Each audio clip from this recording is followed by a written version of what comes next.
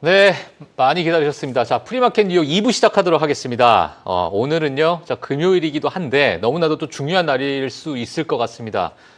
최근에 나온 조정장의 이제 시작, 초입 구간으로 지금 느껴지고 있는데, 자, 이런 조정 구간, 초입 구간, 요 상황에서 어떤 이야기들이 또 나올지 저희가 하나씩 좀 짚어볼 텐데요. 자, 오늘 마이트리 투자자문의 배윤정 대표님과 함께 자, 이 이야기 이어나가도록 하겠습니다. 어서 오십시오. 안녕하세요. 예. 안녕하세요. 자, 오늘도 마찬가지로 최보아 앵커와 김민 캐스터가 오늘 뉴스와 기업 이야기들을 좀 가지고 나왔는데요. 자, 일단 지금 조정, 저는 좀 반등을 어제 좀 하려나라고 했는데 어제 또 이제 크게 또 빠지다 보니까 이게 조정이 좀 본격화되고 있는 것 같구나 이렇게 좀 느껴지고 있는 것 같은데 배 대표님께서는 뭐 짤막하게 지금 뭐 어떠세요? 지금 심리적으로 좀 보셨을 때 이게 조정이 좀 이어질 것 같으세요? 저희가 이제 뭐 워낙 강세장이 오래 유지가 오래 됐었고, 됐었죠. 네, 그리고 계속 연이어서 상승했던 흐름도 셌었기 때문에 요 정도는 요 정도의 내놔도 조정 좀 된다. 분위기는 네, 그렇게 공포스럽게 받아들이지는 않아도 되는 것 같고. 사실 더 집중해야 되는 것은 뭐 앞서서도 긴 얘기하셨지만 이제 실물 경기가 어떤 방향으로 갈 것이냐에 대해 좀 더 관심을 가져야 될 것 같고 그런 때에 그럼 증시는 어떻게 대응을 해야 되느냐 이제 어떻게 보면 본 게임이죠. 정말 누가 실적을 낼 수 있는지 AI에서 누가 여기에 정착을 짜서 주도권을 잡을 것인지 그리고 그 주식에 대해서 누가 투자자 입장에서는 찾을 수 있는 것인지 좀 주식 구간이 좀 더 어려워질 수 있는 구간이 될 수 있는 것 같아요. 그러니까 어찌 보면 지금 조정장에서 우리가 가지고 있었던 포트폴리오를 네. 좀 재편해야 되는 하나의 기회로 봐야 되는 그런 시간이 되겠네요. 네. 지금이. 그러니까 이번 실적 발표가 나오게 되면서 뭐 또는 가이던스가 나오게 되면서 뭐 정말 그 가이던스를 보면서 정말 깜짝 놀랐던 기업들도 있을 것이고 생각보다 좀 실망했던 기업들도 있을 것이고 거기서 이제 일부 투자자들의 좀 이동이 좀 있을 수 있고 기관 투자자도 마찬가지로 연말이 되니까 많은 이제 물량을 또 걷어들이는 뭐 그런 시기가 또 될 수 있으니까 시장 자체가 조금은 좀 조정이 있는데 자, 오늘 그러면 저희가 나오는 여러 가지 뭐 뉴스 또는 기업 이야기, 실적 발표 이야기들을 통해서 하나하나 좀 짚어나가는 시간을 가져보도록 하겠습니다. 자, 그럼 오늘 뉴스가 어떤 뉴스가 있는지 바로 한번 시작해 볼까요? 네, 노동 그리고 고용에 관해서도 최근 이야기가 나오고 있는 만큼 그 부분도 함께 짚어보면 좋을 것 같습니다. 이 셧다운 장기화로 인해서 공식적인 지표들이 사실상 나오지 않으면서 이 최근 민간 경제 지표들로 현재 시장 상황을 좀 참고하고 있는 분위기가 이어지고 있는데요. 그 속에서 이 노동 시장이 생각보다 빠르게 약화하고 있다라는 사실을 좀 찾을 수가 있겠죠. 이 고용정보업체 챌린저 그리고 그레이앤 크리스마스에 따르면 이 10월 미국 기업들의 감원 발표는 2003년 이후로 20년 만에 가장 많은 규모라고 합니다. 한쪽에서는 AI에 대한 기대감이 또 충만해진다라고 이야기가 나오긴 하지만 AI로 인한 기술적인 실업이 본격화가 되고 있다라고 하는 목소리가 또 나오기도 하고 있는 상황이겠죠. 뱅가드 아담 시클링은 이 신규 채용이 위축된 상황에서 이번 감원의 경우 2022년 기술업계 구조조정보다도 더 큰 위험을 내재하고 있다라고 하면서 현재 시장의 심각성에 대해서 이야기하기도 했습니다. 신규 채용과 연말 계절 채용마저 현재 최저라고 나오는 점은 이 해고된 사람들이 다시 새로운 일자리를 찾는 것도 좀 어려워졌다라는 점으로 좀 해석이 해볼 수 있겠는데요. 이걸 소비 둔화로 이어지는 좀 악순환의 구조의 시작이다라고 볼 수 있을지 이야기 나눠보면 좋을 듯합니다. 알겠습니다. 자, 지금 뭐 고용 지표에 대해서 너무나도 많은 분들께서 관심을 가지고 있는 것 같은데 앞서서도 제가 뭐 고용 지표에 대해서 좀 이야기를 했지만 저는 약간은 좀 특수한 케이스라고 저는 개인적으로 좀 보고 있어요. 지금 이 구간이. 그러니까 과거에, 이건 제 생각이고, 제 내피셜인데, 과거에 어떤 뭐 계절성이 있거나 빅테크들의 고용 변화는 늘 있었습니다. 사실 뭐 감원도 많이 있었고, 2월, 3월 달 때 그 표를 좀 보시면은 아시겠지만 그때도 감원이 엄청나게 이제 스파이크 탁 튀었어요. 그 다음에 쭉 내려오다가 지금 11월 달, 10월 달 돼가지고 다시 또 올라가고 있는 모습이긴 한데, 지금 어찌 보면 과거와는 좀 다른 패턴이 아니냐, 이게 역대 최고치 아니냐 했을 때 이게 기업들이 엄청나게 지금 투자를 많이 하고 있다 보니까 그 내부에서도 많은 이제 구조조정이 좀 일어나고 뭐 부서가 통폐합이 되기도 하고 없어지기도 했고 새로운 부서가 나타나기도 하고 하다 보니까 그 인력들이 많이 이동을 할 수밖에 없는 약간은 좀 특수한 케이스라고 저는 개인적으로 보고 있거든요. 그러니까 지금 이 상태를 그냥 단순하게 고용이 또는 감원의 수치가 올랐다, 그건 경기가 둔화됐다라고 보기보다도 지금 기업들의 뭐 정말 회사채도 발행할 정도로 지금 돈을 끌어당기고 있는 상황이니까 그 내부적으로 여러 가지 인건비 조절이나 이런 것들의 하나의 일환으로서 일어나는 것이지 정말 힘들어서 저는 그렇다고 전혀 보고 있지 않아서 또 가이던스를 보면 아시겠지만은 내년에도 우린 다 좋을 거야 이렇게 얘기하고 있는 상황에서 이게 과연 우리가 기업 입장에서는 힘들까? 전혀 저는 그렇게 보지 않지만 실물 경제에서 봤을 때 이제 그런 것들이 소비로 연결되거나 또는 이제 뭐 성장성이 뭐 둔화가 되거나 뭐 노동지표 깨졌거나 이런 것들이 이제 시장에서 좀 우려하겠지만 이게 제가 뭐 방금 말씀드린 건 이건 특수한 케이스다라고 떠들고 싶거든요. 그럼 좀 이해하지 않을까? 팔려고 하는 사람들이. 아니 그리고 지금 셧다운이 너무 길어지고 있어가지고 사실 어제도 저희가 방송을 통해서 여러분들과 함께 이야기를 좀 나눠봤지만 이 민간 지표들이 하나하나가 너무 과도하게 해석되고 있지는 않은가에 대해서도 우리가 다시 한번 좀 해석을 해봐야 된다고 저는 좀 생각을 하는데 그러니까 사실 이전이라면은 그렇게 공신력이 있다라고 믿지 않을 만한 지표들이 지금 너무 공식적인 지표들이 오피셜하게 나오지 않는 기간이 길어지다 보니까 너무 하나하나에 좀 너무 끼워 맞춘다던가 뭐가 하나 나왔을 때 과도하게 반응을 한다던가 하는 그런 분위기가 좀 이어지는 것 같아요. 주식이 고점에 있으면 이러기 마련입니다. 그러니까 불안하니까. 뭐라도 하나 작은 문제도 크게 부풀려서 그쵸. 해석을 하고 막 팔아 이런 것들이 이제 나오고 기관 투자자 엄청 많이 파셨죠? 기관 투자자를 대표하시는 거예요? 어떻게 많이 파셨어요? 노코멘트 하겠습니다. 팔았어. 자, 하여튼 그래서 기관 투자자들도 많이 팔고 있는 상황이다 보니까 뭐 시장이 약간은 차익 실현 매물들이 좀 나오고 있는데 대표님은 어떻게 좀 보고 계세요? 이런 고용 지표, 뭐 뷰가 있을까요? 일단 지표의 신뢰성을 저희가 누구도 확인을 할 수 없을 거니까 그러면 고용이 많이 둔화가 됐다. 그 뎁스가 얼마나 깊냐? 이거를 그럼 생각하기 전에 그러면 어디서 고용이 줄어들었냐를 한번 생각을 해봤어요. 그래서 거기 어디에서라는 질문에 주로 한 2가지 정도로 나왔다고 해요. 기술 쪽에서 그리고 하나는 물류와 창고 쪽에서. 물류와 창고, 기술과 물류와 창고. 네. 그래서 여기를 생각해보면 자동화 느낌이 좀 드네요. 그렇죠. 그래서 실질적으로 어떻게 지금까지 우리가 우려하고 있는 AI의 뭔가 일자리에 대한 대체제를 좀 보여주는 국면인 것 같고 그렇다고 보면 그러면 그게 실질적으로 AI의 산업이 발전하고 있는 거냐 아니냐 이건 좀 나중에 얘기를 하고 일단 둔화 창고에 대해서 보면 배경은 그러한데 그런데 감원 규모가 적냐? 적지 않다는 거죠. 그러면 말씀하신 것처럼 미국은 고용 시장이 굉장히 유연합니다. 맞아요. 그래서 시장이 좋을 때는 많이 늘렸다가 그래서 코로나 이후에 이 IT 인력들, 코딩 인력들 굉장히 많이 늘렸고 몸값도 굉장히 높았습니다. 그런데 그거에 그럼 이제 다운사이징 하는 거가 되게 이상하냐? 되게 이상하지는 않죠. 그런데 이게 우리 실무 관계에 어떻게 영향을 미치냐는 거가 중요한 거고 결국에 그러면 지금까지 저희가 소비가 탄탄했다. 그리고 임금이나 고용이 탄탄했다. 이 얘기들은 결국에 빅테크의 일자리들, 좋은 일자리들과 좋은 임금들이 그거를 다 뒷받침해줬던 건 거죠. 아직까지도 상위 소득 의 소비나 심리 같은 거는 괜찮습니다. 좋아요. 맞아요. 그런데 이게 점점 더 이원화되고 K자 성장이라고 하죠. 안 좋은 쪽에서는 점점 더 깊게 더 줄어들고 있다는 게 좀 건강하지 않은 경제 발전의 방향인 건데 그러면 기술과 물류창고 이 감원이 나중에 금방 탄력적으로 회복이 될 수 있는 고용의 자리냐라고 생각을 다시 해보면 금방 다시 대체 그 사람의 인력이 필요할까? 라는 퀘스천이 생깁니다. 왜냐하면 저희가 지금 AI 자동화를 통해서 코딩을 하고 엔지니어를 하고 많은 것들을 하는데 AI로 대체된 다음에 이게 다시 사람이 필요로 하는 게 생길까?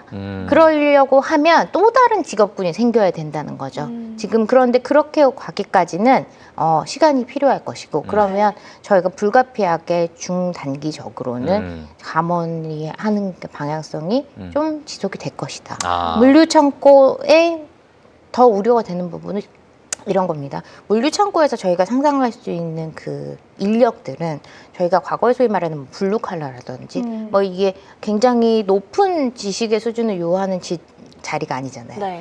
그러면 그거는 저희의 상위층부터 중산층부터 하위층에 가져가는 일자리였는데 그게 본격적으로 줄어든다라고 하면 그 층의 경제 구조는 더 취약해질 수가 있다는 거죠. 그러면 이거는 실물 경기에 대해서 그래 좋은 방향은 계속 좋겠지만 안 좋은 방향은 더 안 가는 불균형이 너무 심해지는 거는 예. 바람직하지 않은 현상인 거고 결국에는 신용경색이라든지 이런 부분이 나타날 수밖에 없는 것이고 실질적으로 저희가 지금은 관심이 많이 안 가지고 있는 데이터 예를 들어서 학자금 대출의 연체료, 신용카드 연체료 이런 것들은 계속 오르고 있습니다. 지금 학자금 대출이 사상 엄청나게 지금 튀어오른 걸 네. 제가 확인을 했는데 왜 그런 거예요? 근데 학생들이 돈이 없어요? 학생들이 돈이 없다. 결국은 그 부모님들이 돈이 없다는 말이 다 다시 연결이 되죠. 네. 그러면 돈이 없는 부모님들의 층은 어디냐? 중상위, 중하위층이 예. 되겠죠. 그러면 거기에 가계 구조는 점점 더 안 어려워지고 좋다는 거구나. 있다라는 거에 대한 방증이 되기 때문에 예. 좀 계속 그런 부분이 좀 우려가 되고 우리가 빅테크들도 계속 지금까지 보여지는 것들은 투자입니다.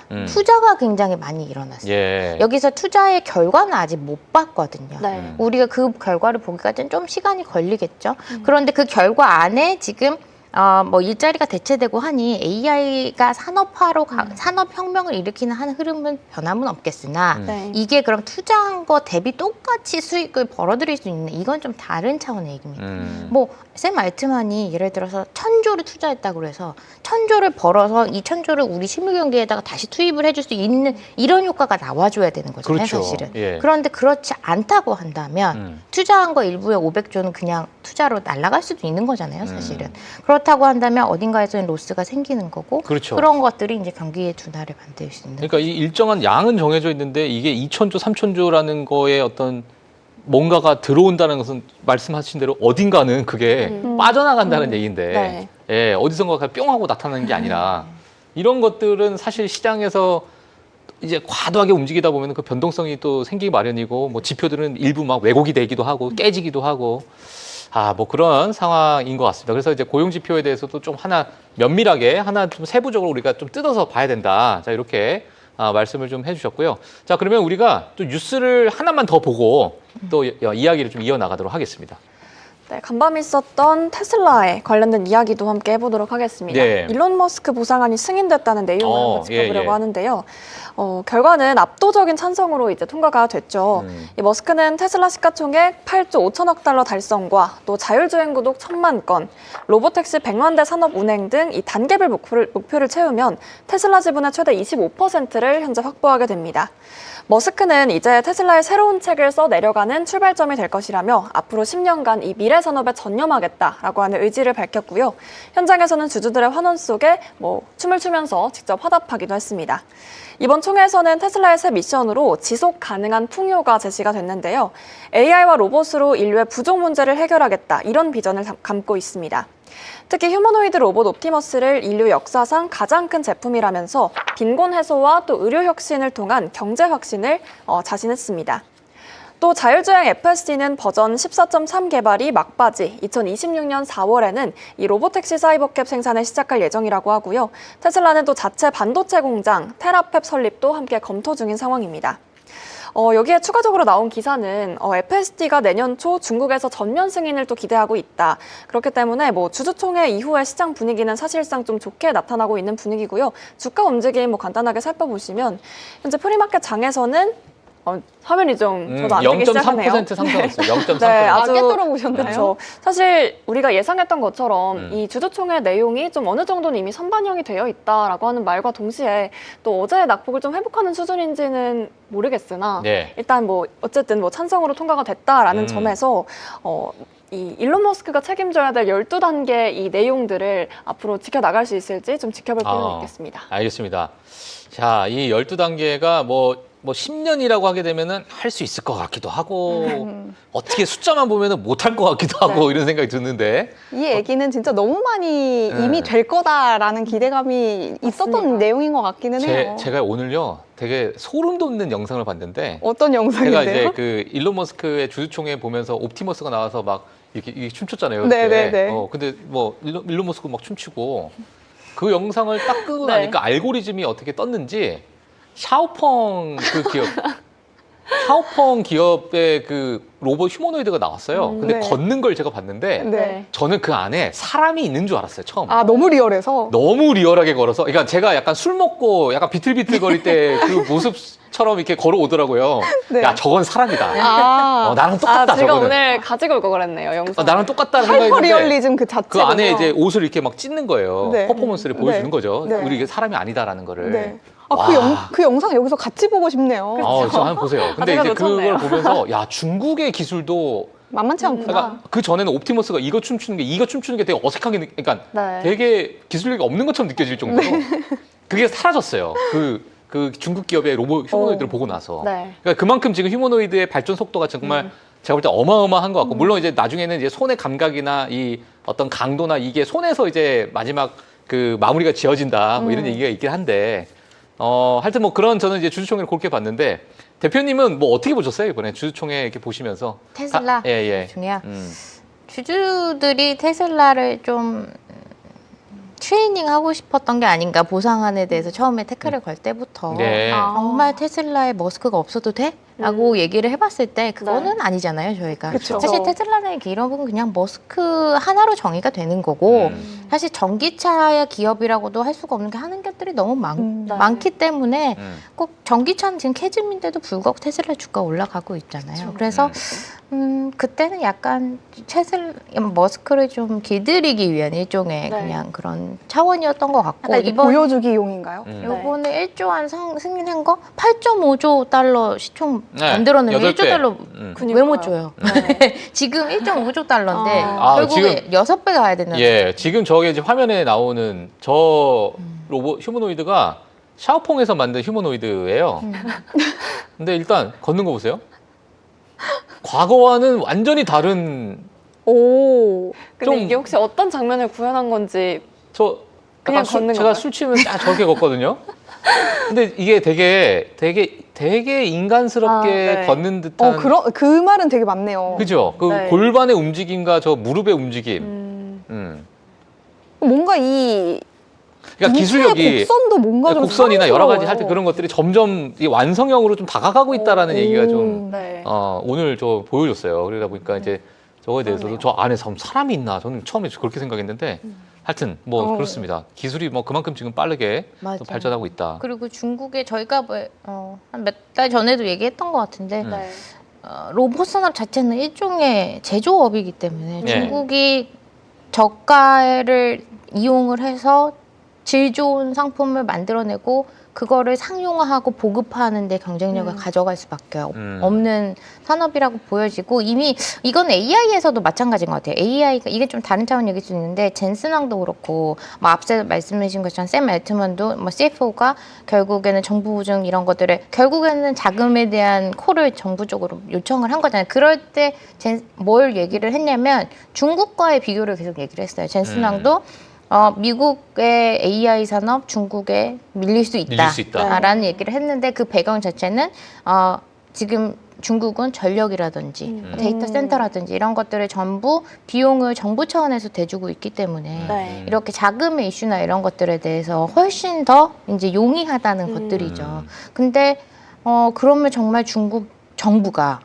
지금 빅테크들 다 시총 합한 것보다 여기에 투자를 많이 하고 있을까? 그냥 그렇게 보이지는 않거든요. 맞아요. 네. 그래서 미국이 자꾸 왜 중국과의 이런 얘기를 하면서 하는데 어쨌든 일본은 위협적이라는 건 거죠. 위협적이라는 거에 대해서 AI에 쫓아오는 속도도 그렇고 네. 거기에 인프라들도 그렇고 휴머노이드 이미 어떻게 보면 일정 부분에서는 휴머노이드 쪽은 중국이 더 앞선 수도 있어요. 지금 보시는 것처럼 로봇 자체의 그 기술력 자체도 많이 앞서 있고 관련 진짜, 기업도 훨씬 많고. 예, 하나 잡으면 그것만 파는 것 같아요. 그리고 미국보다 훨씬 더 짧은 시간 안에 이렇게 가파르게 그러니까요. 뭔가 성장을 이뤄냈다는 네. 것도 그만큼 앞으로도 그럴 수 있다는 뜻이잖아요. 그렇죠. 뭐든 좀 이렇게 국가 정책 산업. 그래서 중국이라는 나라는 정책 산업이라는 것이 그리고 5개년 발표가 굉장히 중요한 것들인데 네. 이미 한 10년 전부터 이런 산업들, 최첨단 산업들 것들, AI, 로봇, 그리고 양자 컴퓨팅 이런 네. 것들에 대해서 선언을 했었고 예. 뭐 우주항공까지 해서 예. 여기에 대한 그거는 계속 놓치지 않고 할 것이라서 중국은 아마 지금 결국에는 미중 갈등은 그런 패권을 놓고 하고 있는 거잖아요. 관세라는 미명 아래서. 예, 예. 그래서 아마 그 관세가 전면적으로 미중이 타협을 하기는 어려울 것이고 그냥 이런 패권 경쟁은 아마 계속되겠죠. 누구 하나가 그럼 네. 주도권을 잡을 수 있느냐? 네. 그러기는 어려울 것 같고 우리가 그럼 그 안에서 어떤 방향성을 좀 가져가야 되느냐? 미국, 중국 다 놓칠 수 없는 거고 공급망이 좀 다변화되고 있는 것이 그거에 저희가 좀 신경을 써야 될 것 같아요. 네. 미국의 밸류체인 그리고 중국의 밸류체인 이게 좀 다르게 갈 수 있다. 그럼 여기에 대해서 미중이 뭔가 합의가 도출됐다라는 그런 이야기가 어쨌든 우리가 간헐적으로 좀 듣고 있잖아요. 그럼 그게 불확실성이 제거됐다는 차원이 아니라 결국 그냥 단기적으로 그러한 이슈들로 지나가는 것뿐이고 궁극적으로는 둘의 경쟁은 결국 끝나지 않을 것이다. 약간 이런 의미신 거죠? 그래서 사실 중국이 미국을 쫓아오는 순간부터 미국이 중국을 누르는 거는 시작이 됐고 지금에 오래됐죠. 와서야 오래됐어요. 테크인 건 네. 거고 그 맞아요. 국면이 사실 그 전에는 방산 뭐 이런 쪽이었던 거잖아요. 맞아요. 그래서 계속 형태와 산업은 바뀌겠지만 결국에는 미중은 이건 뭐 봉합될 수 없는 그냥 헤게모니 닿을 수 없는 이슈인 관계군요. 같습니다. 그런데 지금 뭔가 둘의 좀 봉합이 모여지는 데에는 네. 이것도 저는 좀 집중을 했으면 좋겠는 거는 둘 다 지금 좀 어렵다라는 거예요. 그러니까 실질적으로 내가 배가 고파 이게 아니라 우리는 더 성장해야 되는데 우리 지금 우리가 주도권을 잡아가야 되는데 네. 이게 지금 쉽지 않다는 거에 대한 트럼프도 느끼고 있고 시진핑도 느끼고 있고 그런 것 같아요. 그래서 이번 에이펙에 다 와서 보여줬던 양상도 결국에는 자국에게 도움이 되는 방향으로 어떻게든 좀 융합하려는 모습을 보였던 것 같고 네. 실질적인 화해는 아니어도 그래 우리가 너와 내가 싸워서 우리의 네 살 깎기 먹기 하는 그런 건 안 하겠다라는 좀 의지인 것 같아요. 트럼프도 이제 중간 선거가 남아 있고 네. 시진핑도 지금의 어떤 뭐 정치적인 지금까지 이어왔던 이러한 하나의 위치를 계속 유지를 해야 되고 그렇죠. 내부적으로 정치적으로 지지율은 둘 다 떨어지고 있고 잃을 게 많은 사람들. 그러니까 둘 다 떨어지고 있으니까 그 약간의 서로의 정치적인 위협도 각자 갖고 있는데 네. 우리가 이렇게 싸운다고 한들 이게 뭐가 지금 우리 둘 다 해결이 되냐 이게 이런 것들 그러니까 너도 중국에서 잘 살고 나도 미국에서 잘 살게 그렇죠. 그러니까 결국 갈등이 서로 완전한 통합이나 합의로 가는 게 아니라 그냥 아니죠. 둘 다 격화만 안 시키는 수준으로 약간 봉합 느낌으로 계속 갈 것 같기는 해요. 그래서 소름 돋는 게 뭐가 이 이렇게 유예가 자꾸 소름이 돋으세요? 이 유예가 언제까지냐? 내년 11월까지예요. 지금의 이 갈등의 유예가 타이밍도 딱 1년만 절묘하게. 우리가 하자. 그게 이제 내년 11월 중간 선거가 있잖아요. 그때까지는 건들지 말자, 진짜. 이렇게 지금 얘기가 나온 것 같아요, 제가 볼 때는. 예. 근데 시진핑도 에이펙에서 그런 얘기를 했더라고요. 실질적으로 트럼프와의 그 회견에서 시진핑이 이렇게 말을 했더라고요. 우리 양국의 양국의 갈등 이거는 불가피한 거다. 양국의 이 서로 우리의 그 잘 살기 위해 네. 일어날 수 있는 갈등 그리고 우리처럼 이 큰 G2 국가가 이런 정도의 갈등을 가져가는 것은 전혀 이상하지 않다. 그렇지만 그게 서로를 해하는 방향으로 가지는 말자라는 발언을 했어요. 그래서 거기서 보여주는 것 자체가 좀 더 이상은 뭐 미국과의 갈등 때문에 좀 이렇게 하는 거는 완화하고 싶어 하는 모습인 것 같아요. 저희가 알겠습니다. 테슬라 주주총회 얘기하다가 약간 여기까지 온 것 같은데 저 주주총회 관련해서 하나 또 궁금했던 게 있어요. 거기 나왔던 재밌는 안건 중에 하나가 XAI에 대한 간접적인 투자를 테슬라를 통해서 하는 방안에 대해서 투표를 또 했다고 하더라고요. 여기에 대해서 머스크는 일단은 동의를 했고 뭐 대부분의 많은 비율로 좀 동의를 하는 분위기가 좀 연출이 됐다고 하는데 뭐 일단 결론 자체는 좀 두고 봐야 하는 문제다. 아직까지는 그거에 대해서 논의할 단계가 아니다라는 얘기로 마무리가 된 걸로 알고 있는데 여기에 대해서 대표님은 어떻게 생각하시나요? 이제 우리가 주가라는 거에 보면 결국 시장 가치를 따지잖아요. 네. 그 시장 가치를 가장 높게 받을 수 있는 지금 아이템이 AI죠. 네. 예를 들어 PER이 제일 높을 수 있는 아이템들이 우리가 있잖아요. 예를 들어서 뭐 정통적으로 뭐 금융주의 PER보다 우리가 성장주 테크주의 PER은 다른 차원인데 지금 그 중에서도 AI라는 테마가 PER이 가장 높이 받을 수 있는 것이기 때문에 주주들은 당연히 XAI가 테슬라에 들어온다는 건 너무나 당연히 환영인 거고 거기서 뭔가 실질적으로 퍼포밍을 할 수 있다라고 하면 자꾸 머스크가 딴 데 가서 새로운 거 하는 게 싫겠죠. 자기 기업 계속 또 만들고 뭐 뉴럴링크도 만들고 뭐 사이픽스도 만들고 스페이스X도 만들고 이런 거 다 시켜 테슬라 입장에서는 다 그거를 안에 끼우면 8.5조 금방 달성할 수 있을걸요. 지금 머스크가 가지고 있는 기업들 다 합치면 그 금방 달성할 수 있을 수 있어요. 스페이스X. 네. 알겠습니다. 자, 이런 날이 올 수 있을지. 스페이스X와 XAI는 어찌 보면은 일론 머스크 개인 회사잖아요. 그렇죠. 근데 테슬라의 돈으로 내 개인 회사에다가 투자해라 라는 거에 이제 서명한 거잖아요. 이렇게. 적극적으로. 이제 그러니까 이제 그게 누군가가 봤을 때는 야, 저게 맞는 거야? 저 방향이? 이렇게 이제 볼 수 있겠지만. 근데 방향은 중요하지 않아요. 결과적으로 뭐 잘 뭔가 이익만 내온다면 나쁘지 않고. 네, 그러니까 테슬라 입장에서는 XAI가 사기업이다라고 보는 거는 그냥 좀 그렇지만은 야, 저거 AI인데 투자해야지. 스펙스 X야. 저 투자 안 하겠어요? 해야지. 약간 AI 노예로 그러니까 들어올 것 이제 같아요. 그러니까 이제 일론 머스크가 이미 벌써 너무나도 매력적인 정말 생태계를 섹시한 구축해놨어. 기업들 다 만들어 놨어. 그러니까 이게 뭐 꼭 테슬라가 아니더라도 다른 기업이 또 투자를 할 수밖에 없는 그런 기업들 만들어 놨기 때문에 제가 볼 땐 그래도 테슬라가 먹는 게 낫다. 뭐 그럴 수 이런 있겠네요. 어떤 논리로 좀 흘러가지 않을까 뭐 이렇게 뭐 생각이 좀 드네요. 자, 그러면 오늘 지금 기업 뉴스들을 우리가 하나씩 봐야 될 것 같은데 오늘도 마찬가지로 실적 발표들이 좀 있습니다. 자, 그런 부분 하나씩 최고 앵글 통해서 한번 들어보도록 하겠습니다. 네, 간밤장 마감 이후에 실적을 발표한 기업들 살펴볼 텐데요. 오늘은 에어비앤비의 실적부터 확인을 해보도록 하겠습니다. 에어비앤비의 3분기 EPS는 $2.21로 예상치를 밑돌았지만 매출은 41억 달러로 예상치를 웃돌았습니다.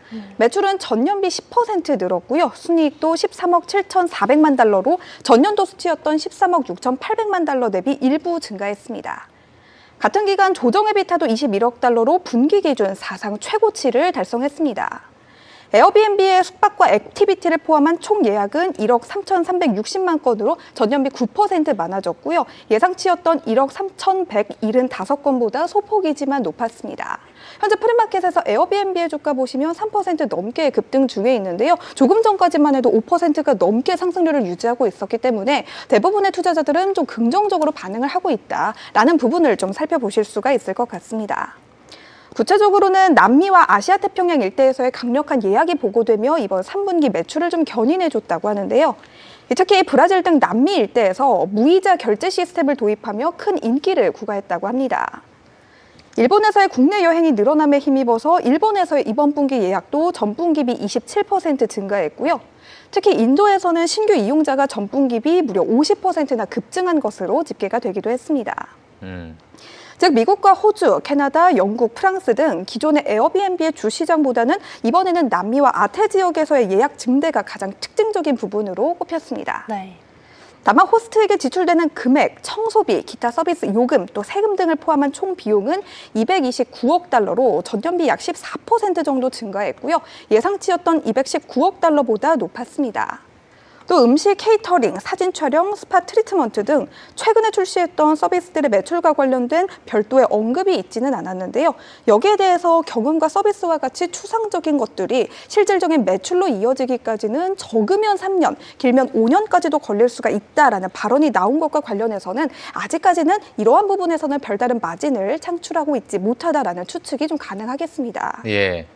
에어비앤비는 이날 주주들에게 보낸 서한을 통해 또 다른 강력한 분기를 보냈다며 지도의 편의성, 편리해진 취소 방법, 그리고 선 예약 후 지불 등과 같은 다양한 신기능들을 도입하며 유의미한 성장을 이루어냈다라고 자평했다고 하고요. 앞으로도 더 나은 서비스, 더 넓은 지역, 더 많은 고객들, 그리고 AI를 통합하는 혁신, 이렇게 4가지의 핵심 부문을 강화하며 에어비앤비의 영향력이 커지는 데 주력할 것이라고 덧붙였습니다. 다음 분기, 그러니까 4분기 매출 가이던스도 26억 6천만 달러에서 27억 2천만 달러로 제시되며 중간값이 예상치인 26억 7천만 달러보다 높았고요.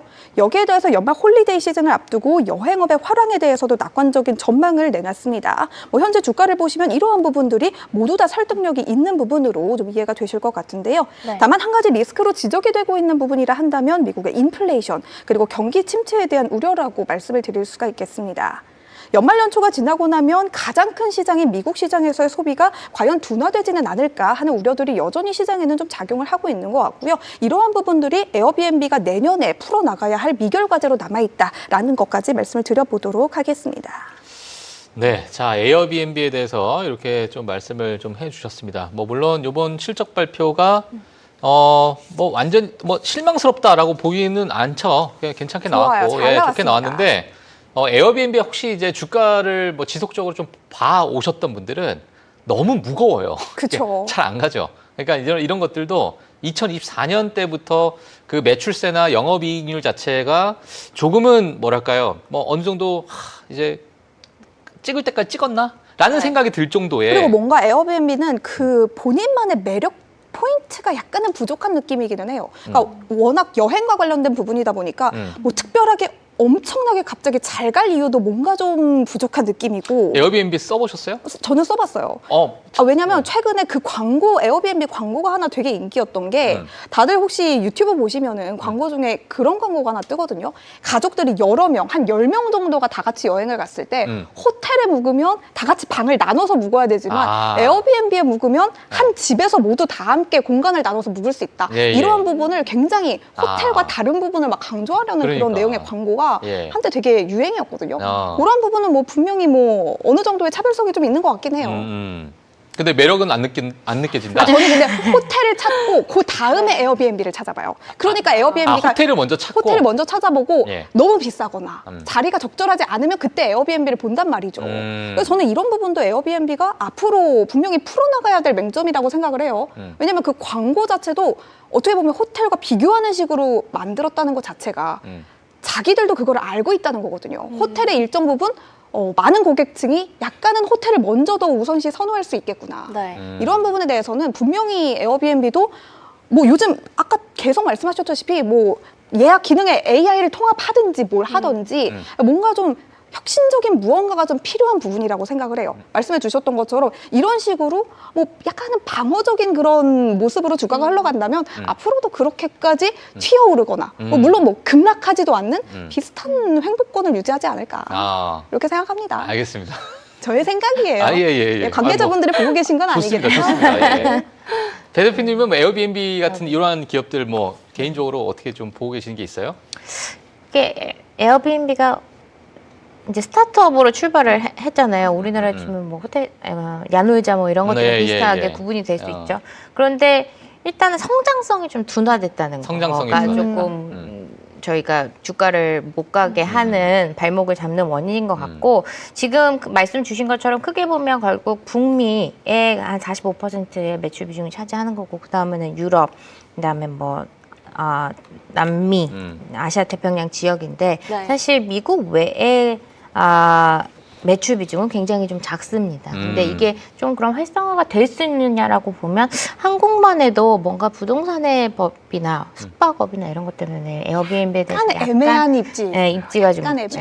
이런 것들이 좀 다른 데도 있다 보니까 아직까지는 미국 사람들의 활용도가 더 많은 거고요. 실제로 에어비앤비에서도 얘기한 게 미국 지역에 여행을 올 때 외국인들이 얼마큼 에어비앤비를 통해서 예약을 했느냐라고 보면 자기는 한 3% 정도 본다고 했어요. 그럼 결국에는 북미 안에서의 매출 역시도 외국인이 사용하기보다는 내국인이 활용을 하는 거예요. 그러면 결국에는 에어비앤비의 매출이 일단 단기적으로 오르고 성장성이 좀 높아지려면 미국 내의 내국인들의 여행이 훨씬 더 많아져야 돼요. 그런데 지금 보면 저희가 지금 미국의 그 여행 산업들이 얼마나 좀 성장을 했냐 보면 코로나 전만큼보다 더 회복을 했다고 해요. 그러니까 코로나 전과 비교했을 때 한 105% 정도. 우리나라로 치면 우리나라 지금 해외여행 굉장히 많이 간다고 느껴지잖아요. 그게 코로나 수준이랑 비슷한 수준이다 정도고 미국은 코로나보다 많아졌다. 근데 어디를 많이 가느냐 국가를 보면 멕시코와 캐나다가 거의 50% 이상이에요. 그러니까 그 두 나라가 50% 이상 차지하고 있습니다. 그래서 그 나라들을 갈 때 에어비앤비가 많이 활용이 되는 거고 그리고 국내 여행을 갈 때 에어비앤비가 많이 활용이 되는데 그래서 매출 자체는 미국의 경기가 괜찮을 때에는 괜찮을 수 있는 건데 우리가 염려하는 것이 안 좋아지거나 네. 피크아웃이라고 보여지는 시점이 오면 얘도 똑같이 좀 주가의 영향을 같이 받을 수 있죠. 그러면 다른 나라에서의 폭발적인 좀 성장이 있었어야 되는데 네. 아직은 가시적으로 그런 게 좀 보기가 어렵다라는 거고, 그래도 기대가 있는 시장은 인도에서도 50% 정도 좀 늘었대요, 전년 대비. 네. 그리고 남미 지역에서는 뭐 미국과 같은 경계권을 쓰고 있으니까 조금 더 에어비앤비에 대해서는 좀 편하게 받아들이는 면이 있다고 한다면 그런 시장에서의 좀 매출에서 확 일어나는 그런 모멘텀이 좀 필요한 것 같습니다. 알겠습니다. 자, 그래서 에어비앤비에 대해서 뭐 어떤 경기의 어떤 소비, 둔화 뭐 이런 부분에 뭐 직격탄을 또 받을 수 있기 때문에 같이 또 체크를 해주시면 될 것 같고요. 자, 그러면 저희가 뉴스 하나 또 보고 또 이야기 이어나가도록 하겠습니다. 네, 이번에는 미중 히토류 관련해서 한번 이야기를 나눠보려고 합니다. 히토류. 이 히토류 관련 완화 협상이 부분적으로 좀 마무리가 됐다라고 하는 보도가 예. 계속해서 이어졌는데요. 예. 처음에 니케이 보도에서는 이 미국은 완화 합의가 이뤄졌다라고 주장을 했지만 중국은 그런 공식 발표는 없었다라고 하면서 좀 세부적인 입장 차이를 보였지만 난항을 겪었던 어쨌든 상황이 이어지기도 네. 했습니다. 그 후에 또 로이터 보도를 통해서 중국은 또 일부 수출업체 허가 절차를 간소화하면서 완화가 현실화된다 이런 조짐이 또 보였었는데요. 그리고 또 얼마 전, 몇 시간 전 뜬 내용인데 이 중국 상무부가 일부 히토류 또 리튬 소재 수출 통제를 1년간 유예한다고 공식적으로 발표를 했습니다. 예. 이번 조치는 이 말레이시아 무역회담에서 이뤄진 미중 무역 휴전 합의의 일부로 유예는 내년 11월까지 적용이 되고요. 이번 결정의 경우에는 전면적인 해제보다는 이 관리된 완화, 긴장을 잠시 멈추는 수준의 좀 봉합형인 그런 합의라고 보시면 될 것 같습니다. 예. 이런 봉합형 합의가 이뤄졌다라고 도는 데서 좀 시장의 만족도는 사실 좀 떨어졌다라고 이야기가 나오고 있는데 만족도가 떨어졌다는 얘기가 이제 미국의 히토류 관련된 업종들의 주가가 많이 떨어졌다. 그런 것도 있고요. 예. 그 봉합형 합의라고 한 데서 전면적인 합의가 아니다라고 하는 거에 좀 기대 심리가 좀 떨어진 것 같습니다. 자, 일단 뭐 합의 자체가 좀 애매하게 됐다는 거죠, 지금. 네. 예, 애매한 이야기도 좀 나왔다는 얘기인데 일단 지금 시장에서 반응하고 있는 모습은 MP 머티리얼스, 어떻게 보면 이제 미국의 대표적인 또 히토리 기업이 될 수 있을 것 같은데. 레어어스. 예, USA 레어스 이러한 기업들이 지금 급락하고 있습니다. 지금 MP 머티리얼스가 마이너스 6.5%고 네. USA 레어스 같은 경우에도 마찬가지 11%가 넘게 지금 현재 조금 큰 폭의 낙폭을 좀 보여주고 있네요. 7% 조금 올라갔네요, 다시. 자, 그러한 이제 낙폭을 뭐 보여주고 있는데요. 지금 아마 MP 머티리얼스나 이런 히토리 관련된 그 기업들의 주가를 보게 되면 지금 고점 대비해서 마이너스 60% 정도 거의 급락을 했어요, 최근에. 네. 그냥 정말 하늘 높은 줄 모르고 올라갈 그러니까. 것처럼 보이다가 이게 너무 갑작스럽게 떨어지고. 마이너스 맞아요. 60%가 빠졌으니까 아마 제가 볼 때는 많은 개인 투자들 대응도 하기도 전에 어렵죠. 지금 많이 좀 물려 계시지 않을까 저희가 생각이 이전에도 드는데. 히토류 관련주 얘기를 할 때 계속해서 좀 주의를 해야 할 것 같은 테마다 이렇게 말씀을 좀 드렸던 것 같은데. 근데 저는 이제 저도 이제 히토류 관련해서 많이 좀 주의 깊게 봤거든요. 왜 주의 깊게 봤냐면 중국이 워낙 그 통제력을 가지고 있고 미국은 이걸 또 독립해야 해 나가야 되는 입장이니까 네. 아마도 미국 입장에서는 이 히토류에 관련된 투자를 좀 적극적으로 하지 않을까? 왜냐하면 계속 중국에 끌려다니는 모양새가 미국 입장에서는 히토류만 걷어내면 되잖아요. 아니 사실 우리가 MP 머티리얼즈랑 USA 레어어스 이렇게 두 종목만 히토류 관련주로 많은 개인 투자자분들이 좀 알고 계실 것 같은데 사실 3대 히토류 업체라고 하면 라마코 리소시스라는 회사가 하나 더 있거든요. 야, 역시. 근데 그 라마코 리소시스에 최근에 미 정부가 지원을 해주겠다, 이렇게 계약을 하자 이런 이슈가 좀 터지면서 라마코의 주가가 좀 급등을 하기도 했었습니다. 예. 근데 라마코 역시 지금 주가가 뭐 일부 다시 또 빠지고. 마찬가지겠죠. 네네네. 부진하겠죠. 그러니까 이런 부분들이 말씀해 주셨던 것처럼 정부 차원에서도 좀 적극적으로 나서려는 게 아니냐 이런 얘기들도 정말 많았고. 예. 그러니까 이제 그런 부분에 대한 기대가 있지만 중국의 히토류가 풀리게 되면 이러한 기업들의 수익성 자체가 많이 훼손될 수밖에 없는 상황이고 그리고 MP 머티리얼스를 제가 이제 잠깐 좀 보니까 이 친구들이 이제 채굴까지는 하는데 이걸 정제하는 과정에서 그러니까 농축하고 정제하는 과정에서 본인들의 기술력이 없으니까 이걸 중국에 보낸대요. 그럼 그럼 중국이 결국- 그거를 농축을 해주고 그걸 정제를 해주고 다시 보내준다. 그럼 그러니까 결국 이제 중국을 빼고는 그러니까 아무것도 채굴까지만 가능하고 이게 정제를 한 다음에 그다음에 생산까지 넘어가야 되는데 이 3단계가 우리가 크게 만약에 러프하게 보자면 네. 근데 지금 1단계만 할 수 있고 2, 3단계를 못 하는 상황인 거예요. MP 머티리얼스도. 아. 그러니까 이러한 것들이 지금 이게 과연 그러면은 경쟁력이 있을 것인가 그러니까요. 중국 기업들과 그리고 이제 일부 이러한 채굴 관련돼서 광산 이 기업들은 같은 경우에는 이 어떠한 인프라를 까는 데까지 해가지고 특히나 이 히토류는 너무나도 좀 여기저기 이제 퍼져 있는 걸 다 모아가지고 하는 게 히토류인데 네. 이게 한 10년, 15년 걸리니까 이게 지금 단기간에는 이거 회복하기가 정말 힘들다는 그러니까 현실성이 좀 불가능하다라고 이제 시장에서 좀 보고 있는 것 같아요. 그러니까 주가가 이 기대감이 완전히 그냥 딱 꺼지는 그런 상황인 것 같습니다. 우리가 다 알 정도면 뭐 중국도 여기에 대해서 자신감이 있겠네요. 그렇죠. 뭐 전 세계 90%를 좌지우지하니까 그래서 히토류 관련해서는 지금 많은 개인 투자자분들이 좀 많이 좀 안타까운 상황이긴 한데 대표님은 이 히토류에 대해서는 뭐 어떻게 투자 아이디어가 좀 있을까요? 어떻게 보고 계세요? 이게 결국에는 중국의 강한 경쟁력 중에 하나죠. 히토류뿐만 아니라 사실 이 정제 기술, 말씀 주신 정제 기술 있어요. 구리도 그렇고요. 리튬도 그렇고요. 그 중국의 정제 기술력을 따라가기가 어렵고 사실 크게 다른 국가들에서 관심도 안 가졌었어요. 저희는 그래도 포스코가 있었기 때문에 지금 철강이나 이런 것들에 대해서 정제하고 이런 것들이 좀 친숙하잖아요. 그리고 좀 관심이 있는 거라고 생각을 하는데 다른 나라들은 그렇지는 않고 그게 유일하게 가능한 메이저 나라들이 중국과 그다음에는 호주인 거죠. 그래서 사실 히토류에 대해서 미국은 그래서 호주와의 의존도를 좀 높이려고 하고 있습니다. 결국에는 중국의 의존도를 좀 낮추고 대신 호주와의 긴밀한 좀 공급망을 가져가려고 하는 노력을 하고 있는데 호주는 상당히 좀 중립적인 그런 포지션을 취하는 국가이기 때문에 뭐 굳이 이런 어떻게 걸까요? 알지. 그리고 사실 원자재 시장에서 중국과의 이 공급망은 또 중요한 거기 때문에 한때는 한 2015년부터 10년에서 15년 이때는 호주와 중국의 주가가 거의 같이 갔습니다. 중국 시장이 좋아지면 호주 시장 같이 갔어요. 왜요? 그때 당시에 이제 그런 원자재나 이런 시장들이 되게 좋았던 시였던 교류가 약간 좀 교류가 활발하니까 두 기업이 그렇다기보다는 원자재 시장이 움직이는데 원자재 시장을 따라 두 나라의 주가들이 많이 움직였고요. 그만큼 이제 호주도 원자재에 있어서 너무나도 중요한 국가니까. 중국 다음이죠. 중국보다 더 뭐 중국 다음이라고 할 수 있는 한 나라니까 그렇기 때문에 히토류에 있어서도 사실 문 밑에서 미국은 호주와의 관계를 이렇게 가져가려고 할 것이고 그러면 중국이 계속 히토류 카드를 제일 마지막에 쓰는 이유는 그럴 것 같아요. 중국도 히토류 그러면 수출 안 하면 외화벌이 안 되잖아요. 수출 바로 떨어집니다. 그렇기 때문에 이거를 정말 우리 너한테 절대 공급 안 해 이런 차원이기보다는 그냥 압박 카드인 거죠.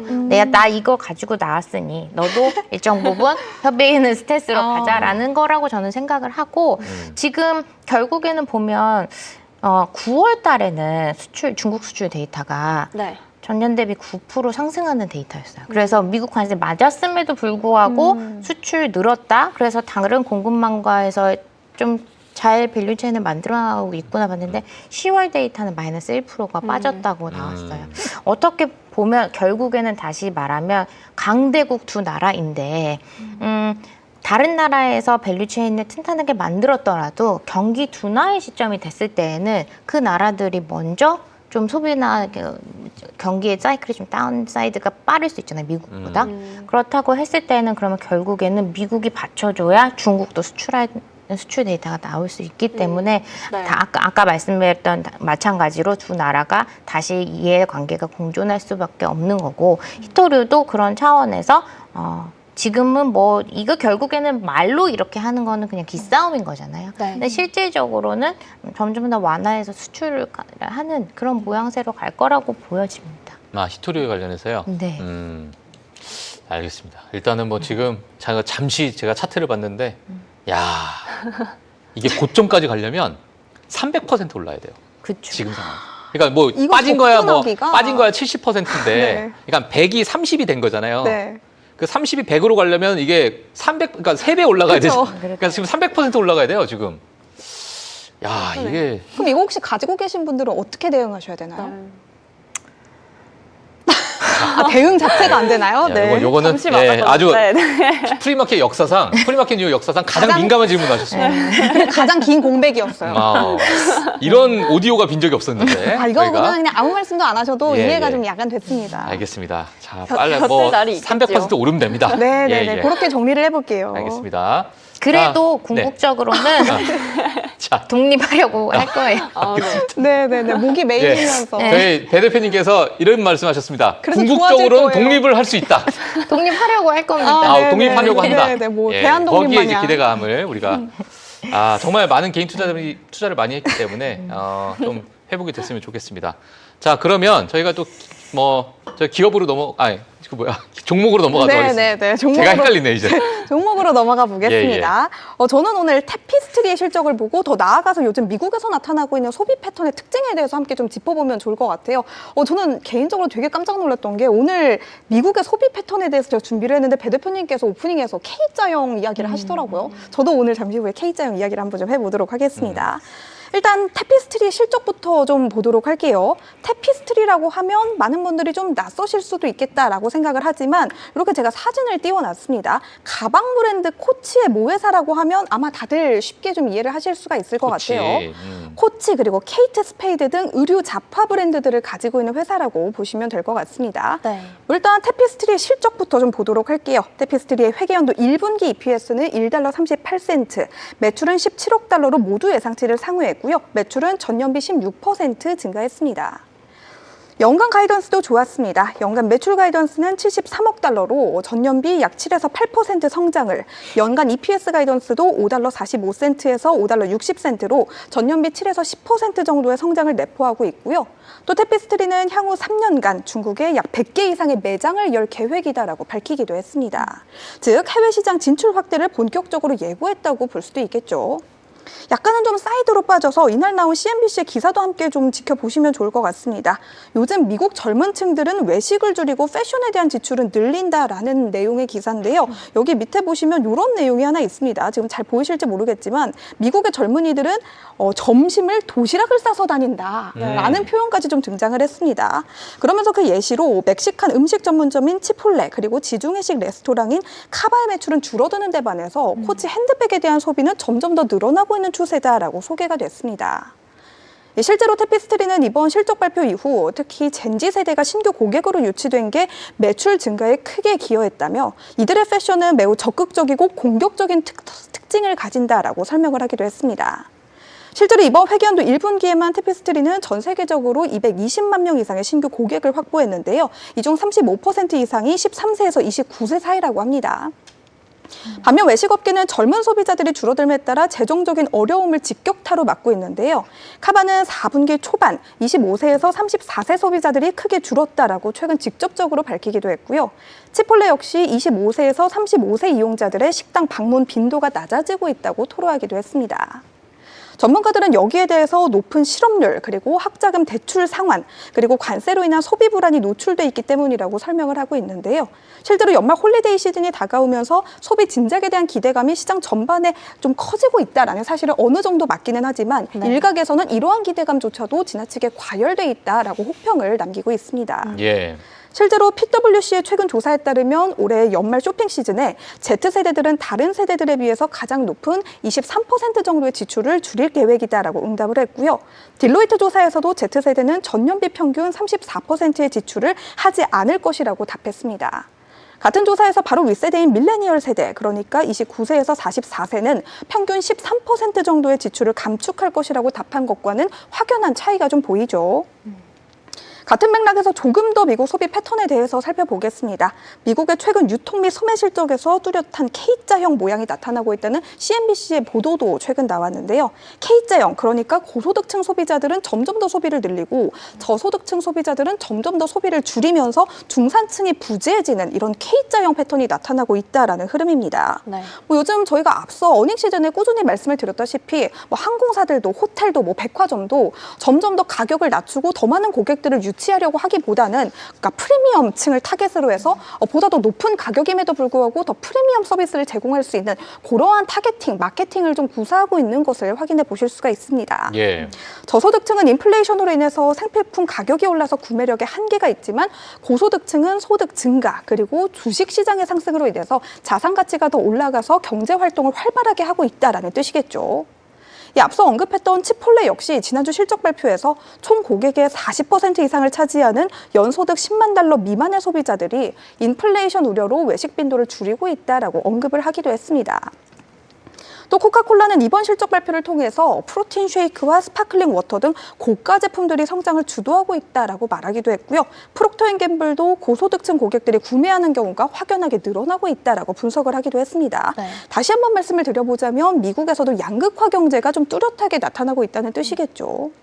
다시 테피스트리의 실적으로 좀 돌아가 보도록 하겠습니다. 분명 실적 자체는 아주 견조했습니다. 가이던스도 꽤나 괜찮았고요. 방금 살펴본 CNBC 기사들에 따르면 외식업계에 비하면 의료업체 소비 전망도 아주 긍정적이라고 할 수가 있겠죠. 네. 그 대상이 고소득층이 됐던 Z세대가 됐던 테피스트리는 모두 여기에 호조를 받는다라고 보실 수가 있겠습니다. 다만 테피스트리의 주가가 이러한 낙관적인 요인들에도 불구하고 정규장에서 10% 가깝게 급락을 했던 건 밸류에이션 부담 그리고 과도한 기대감 때문이었다라고 보실 수가 있겠습니다. 테피스트리의 주가는 지난 1년간 꾸준히 우상향 곡선을 그려왔는데요. 지난달에는 117달러라는 신고가를 경신을 하기도 했지만 이번 실적 발표 이후 차익 실현 매물이 좀 급격하게 출회됐다라고 보시면 되겠습니다. 또 앞서 설명드렸던 것처럼 매출이 증폭되는 듯 보였던 테피스트리 이번 분기였지만 가이던스가 크게 임팩트를 주지 못했다라는 의견들도 많습니다. 월가에서 가장 기대했던 소매업체 실적 중 하나였는데 생각보다 내년 하반기에는 성장 속도가 가파르지 않고 그저 완만한 수준에 머무를 것이다라는 평가들이 나왔다고 합니다. 또 코치만큼 케이트 스페이드의 매출이 잘 나오고 있지 않다는 부분도 하나의 요인으로 좀 지적이 됐습니다.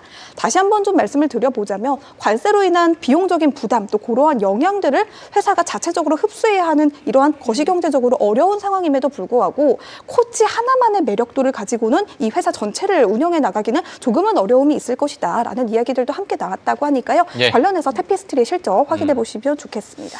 알겠습니다. 자, 테피스트리에 대해서 이렇게 이야기를 해주셨는데 또 뭐 여기서 뭐 이야기할 거 좀 있겠지만 저희가 기업 하나만 더 얘기 듣고 같이 묶어가지고 좀 이야기를 해보도록 하겠습니다. 네, 이번에는 파파존스 실적으로 이어나가 보도록 할게요. 제가 조금 전에 테피스트리 실적을 말씀드렸지만 네. 그때 외식업계가 나왔죠. 네. 바로 외식업계의 실적을 확인해 보시면 이러한 사실들이 보다 더 가시화되고 있다라는 부분을 좀 확인을 해보실 수가 있을 것 같습니다.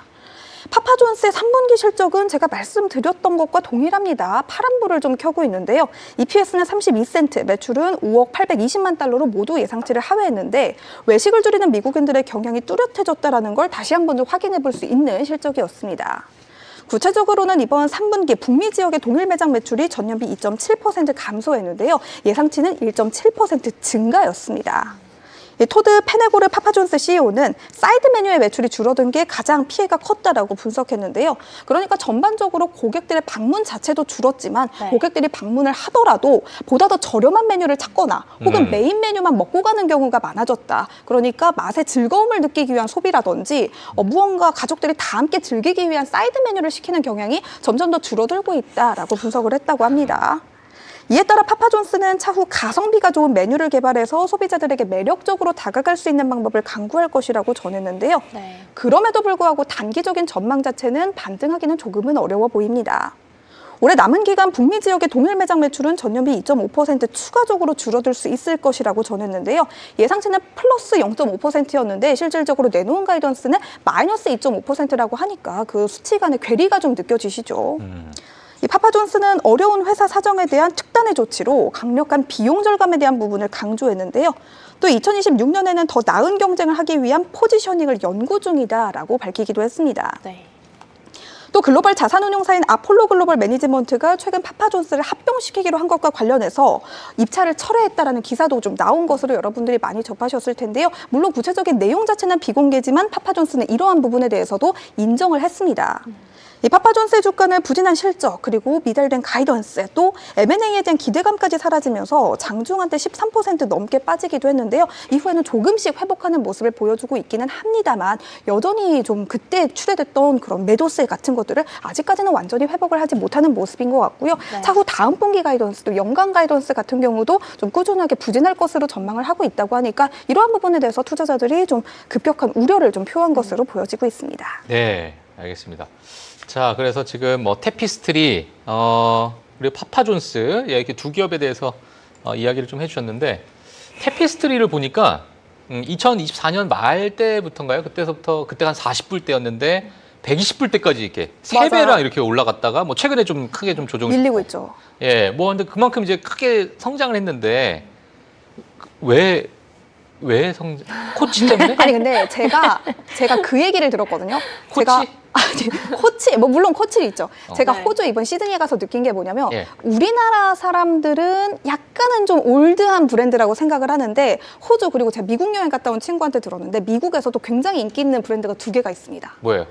하나는 코치고요. 예. 하나는 롱샴입니다. 뭐요? 롱샴이요. 롱샴? 롱샴. 최근에 우리나라에서도 다시 옛날 빈티지한 것들을 끌어와서 네. 다시 유행이 되고 있는 분위기긴 한데 음. 제가 뭐 코치 가방에 대해서 왜 그런 것입니까? 이렇게 물어보시길래 이 가방이 우리나라에서는 약간은 엄마 가방으로 좀 통하는 가방이긴 한데 미주 지역에서는 굉장히 좀 대중적으로 인기 있는 가방 브랜드라고 해요. 최근에 매출이 좀 급격하게 올라가고 있다고 해요.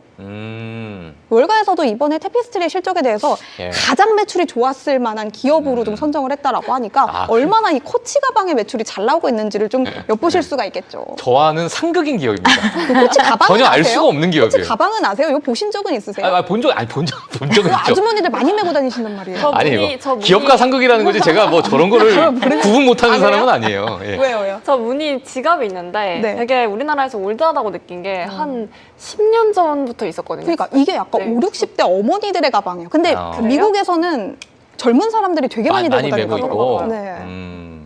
한국에서도 요즘 20대들한테 유행이에요. 아니 저는 제가 기억나는 거는 저 기업하고 다시 이- 들어야겠어요. 최근에 뭐 콜라보레이션도 많이 하잖아요. 맞아요. 다른 브랜드와 맞아요. 같이 예전에 나이키와 뭐 다른 기업 하듯이. 무신사. 아니 제가 박 팀장님이 여기 이거 왜 잘 가냐고 물어보니까 갑자기 제가 번뜩인 게 하나가 있는데 요즘 그러니까 꼭 가방 브랜드가 아니더라도 뭐 화장품도 그렇고 뭐 옷도 그렇고 예. 우리가 흔히 올드 패션드라고 하는 브랜드들이 추구하고 있는 그 분위기가 뭔지 아세요? 뭐예요? 젠지 세대들을 공략하는 거예요. 그러니까 코치도 요즘 사실 요 가방은 사실 요 디자인은 좀 올드한 것 같긴 한데 되게 이 코치 이 로고도 지우고 되게 약간 젊은 세대들을 공략하려고 하는 디자인을 최근에 많이 내놨대요. 맞죠? 저희 테피스트리 저희가 본 기업 중에 하나인데 네. 제가 왜 특징주로 소개드리는 예. 기업 중에 하나였어요. 코치 저희가 실적 올라오고 기억력이 하루밖에 안 어. 나요. 거의 금붕어입니다. 네, 근데 제가 예. 한 말도 까먹어요. 9월달 초에 막 아, 봤던 맞아요. 기업이었던 것 아, 같아요. 맞아요. 날프로렌이랑 아, 기억 안 나시는 거 아니에요? 날프로렌하고 아, 테피스트리. 네. 랄프로레는 기억나요. 아, 네. 날프로렌만 기억납니다. 또. 그래서 지금 미국이랑 유럽에서 젠지 세대들의 이 소비를 많이 끌어내는 기업들 중에 기억난다. 하나. 그때 콜라보레이션 네. 얘기해주셨잖아요. 네. 아, 거기서 들으신 거 내가 지금 어디서 말씀하신 들었나 거예요? 했는데 제가 콜라보레이션. 배 대표님이 얘기한 거를 자 요즘에 콜라보레이션 하잖아요. 이걸 제가 아니, 저희가 내용을 기억했으면 됐죠. 예. 내용을 기억했어요. 아, 저희가 저는 뭐 그때 당시에 없었기 때문에. 네. 알겠습니다. 책임이 저희 둘에게만. 알겠습니다. 자, 그래서 테피스트리 이렇게 또 언급을 해주셨고요. 또 시간 관계상 저희가 네. 또 기사로 빨리 넘어가야 될 것 같습니다. 자, 어떤 기사가 있는지 좀 부탁드리겠습니다. 오늘도 구글 이슈를 한번 가지고 구글 왔는데요. 이슈, 아. 이 구글이 수준의 7세대 TPU를 출시한다는 또 보도가 있었습니다. 네네. 구글이 자체 개발한 7번째 세대 AI 칩 아이언우드를 곧 선보일 예정입니다. 이번 칩은 이전 세대보다 성능이 무려 4배가량 빨라졌고요. 또 AI 연산 효율을 크게 높였다라는 특징을 또 갖고 있습니다. AI 스타트업 엔트로픽은 자사 클로드 모델을 돌리기 위해서 이 최대 100만 개의 신형 칩을 함께 사용할 계획이라고 하고요. 또 구글이 이 엔트로픽에 대한 추가 투자도 함께 논의 중인 것으로 전해졌습니다. 이렇게 투자가 성사되면 엔트로픽의 기업 가치가 3,500억 달러, 우리 돈으로는 4,800조 원을 넘어설 것이다라고 또 예상을 하고 있는데요. 이렇게 구글이 아이언우드로 엔트로픽이라는 파트너를 확보한 건 좀 칩에 대한 경쟁력을 더욱더 높여서 제목에 나와 있는 것처럼 좀 엔비디아에 대한 독주 체계를 어느 정도 막아보겠다. 이런 의도로 좀 해석을 해봐도 괜찮을까요?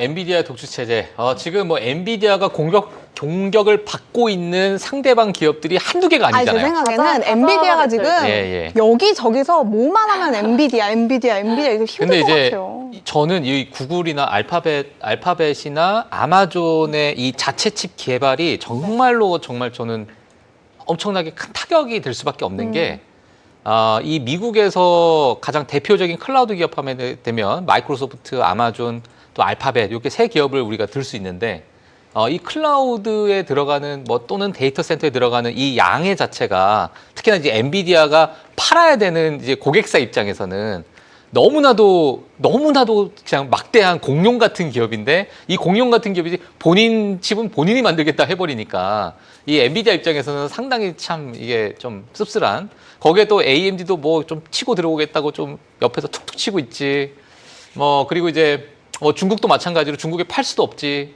그러니까 이제 엔비디아 입장에서는 그 수요단을 막 해야 되니까 우리나라 와가지고 또 러브샷 또 이재용 회장님하고 또 그렇게 하지 뭐 이제 저는 그런 것도 있다고 봐요 사실상 예 그런 것도 있다고 보는데 자 그러니까 이제 지금 엔비디아 자체가 과거에 그런 어떤 독점적인 그런 부분에 대해서 약간은 이제 약간 좀 위협이 되지 않을까 우리가 그렇게 열광했었던 마진율에 대해서도 일부 조금 훼손되지 않을까 경쟁이 있으면 그러니까 이제 그런 것들을 우리가 이제 네. 좀 지켜봐야 되지 않을까. 라고 한 생각이 가지 듭니다. 수치적으로 잘못된 게 있어서 하나만 정정드리고 가겠습니다. 예. 제가 아까 3,500억 달러를 얘기하면서 엔트로피 얘기를 하면서 우리 돈으로 이제 그 내용을 4,800조 원을 넘어설 것이다라고 말씀을 드렸는데 4,800조라고 말씀하셨어요? 네, 500조를 넘어설 것으로 또 500조. 보입니다. 그렇죠. 네. 4,800조. 죄송합니다. 큰일 날 뻔했네요. 네. 차이가 아주 엄청 큰 크네요. 일을 실수했는데 그러니까요. 죄송합니다. 스타게이트가 700조입니다. 그러니까요. 저도 말하고서 아니 이럴 때는 빨리 넘어가야 돼요. 맞아. 그만 민망하게. 몰랐던 것처럼. 저 근데 잘 못 들었어요, 사실. 근데 저도 못 들어요. 사실 저희가 옆에 있으면은 조금 남의 거 잘 못 듣게 되잖아요. 맞아요. 근데 이제 최고 앵커가 가장 심합니다, 그게. 맞아요. 남의 거 잘 안 남의 얘기 들어요. 절대 안 듣고. 아니, 배 대표님 건 들어요. 예. 배 대표님 건 들어요. 저도 자. 보았거든요. 자, 금요일 밤 되니까 정말 희한한 상황이 지금 벌어지고 있는데. 약간 피곤해가지고. 예. 자, 일단은 요 알파벳에 대한 이 자체 칩, TPU, 이거 어떻게 보고 계세요? 강력한 거라고 생각이 됩니다. 엔비디아 입장에서도 크게 위협이 될 수밖에 없는 상황이죠. 그렇죠. 사실 엔비디아가 저희가 그동안 계속 얘기했던 게 엔비디아 왜 자꾸 여기저기 투자해. 결국에는 하나였던 것 같아요. 뭐 비즈니스의 다각화도 있겠지만 결국에는 수요층들을 내가 그냥 단순히 파는 사람이 아니고 점점 나의 생태계 안에서 우리 같이 성장하자라는 걸 만드는 거고 예.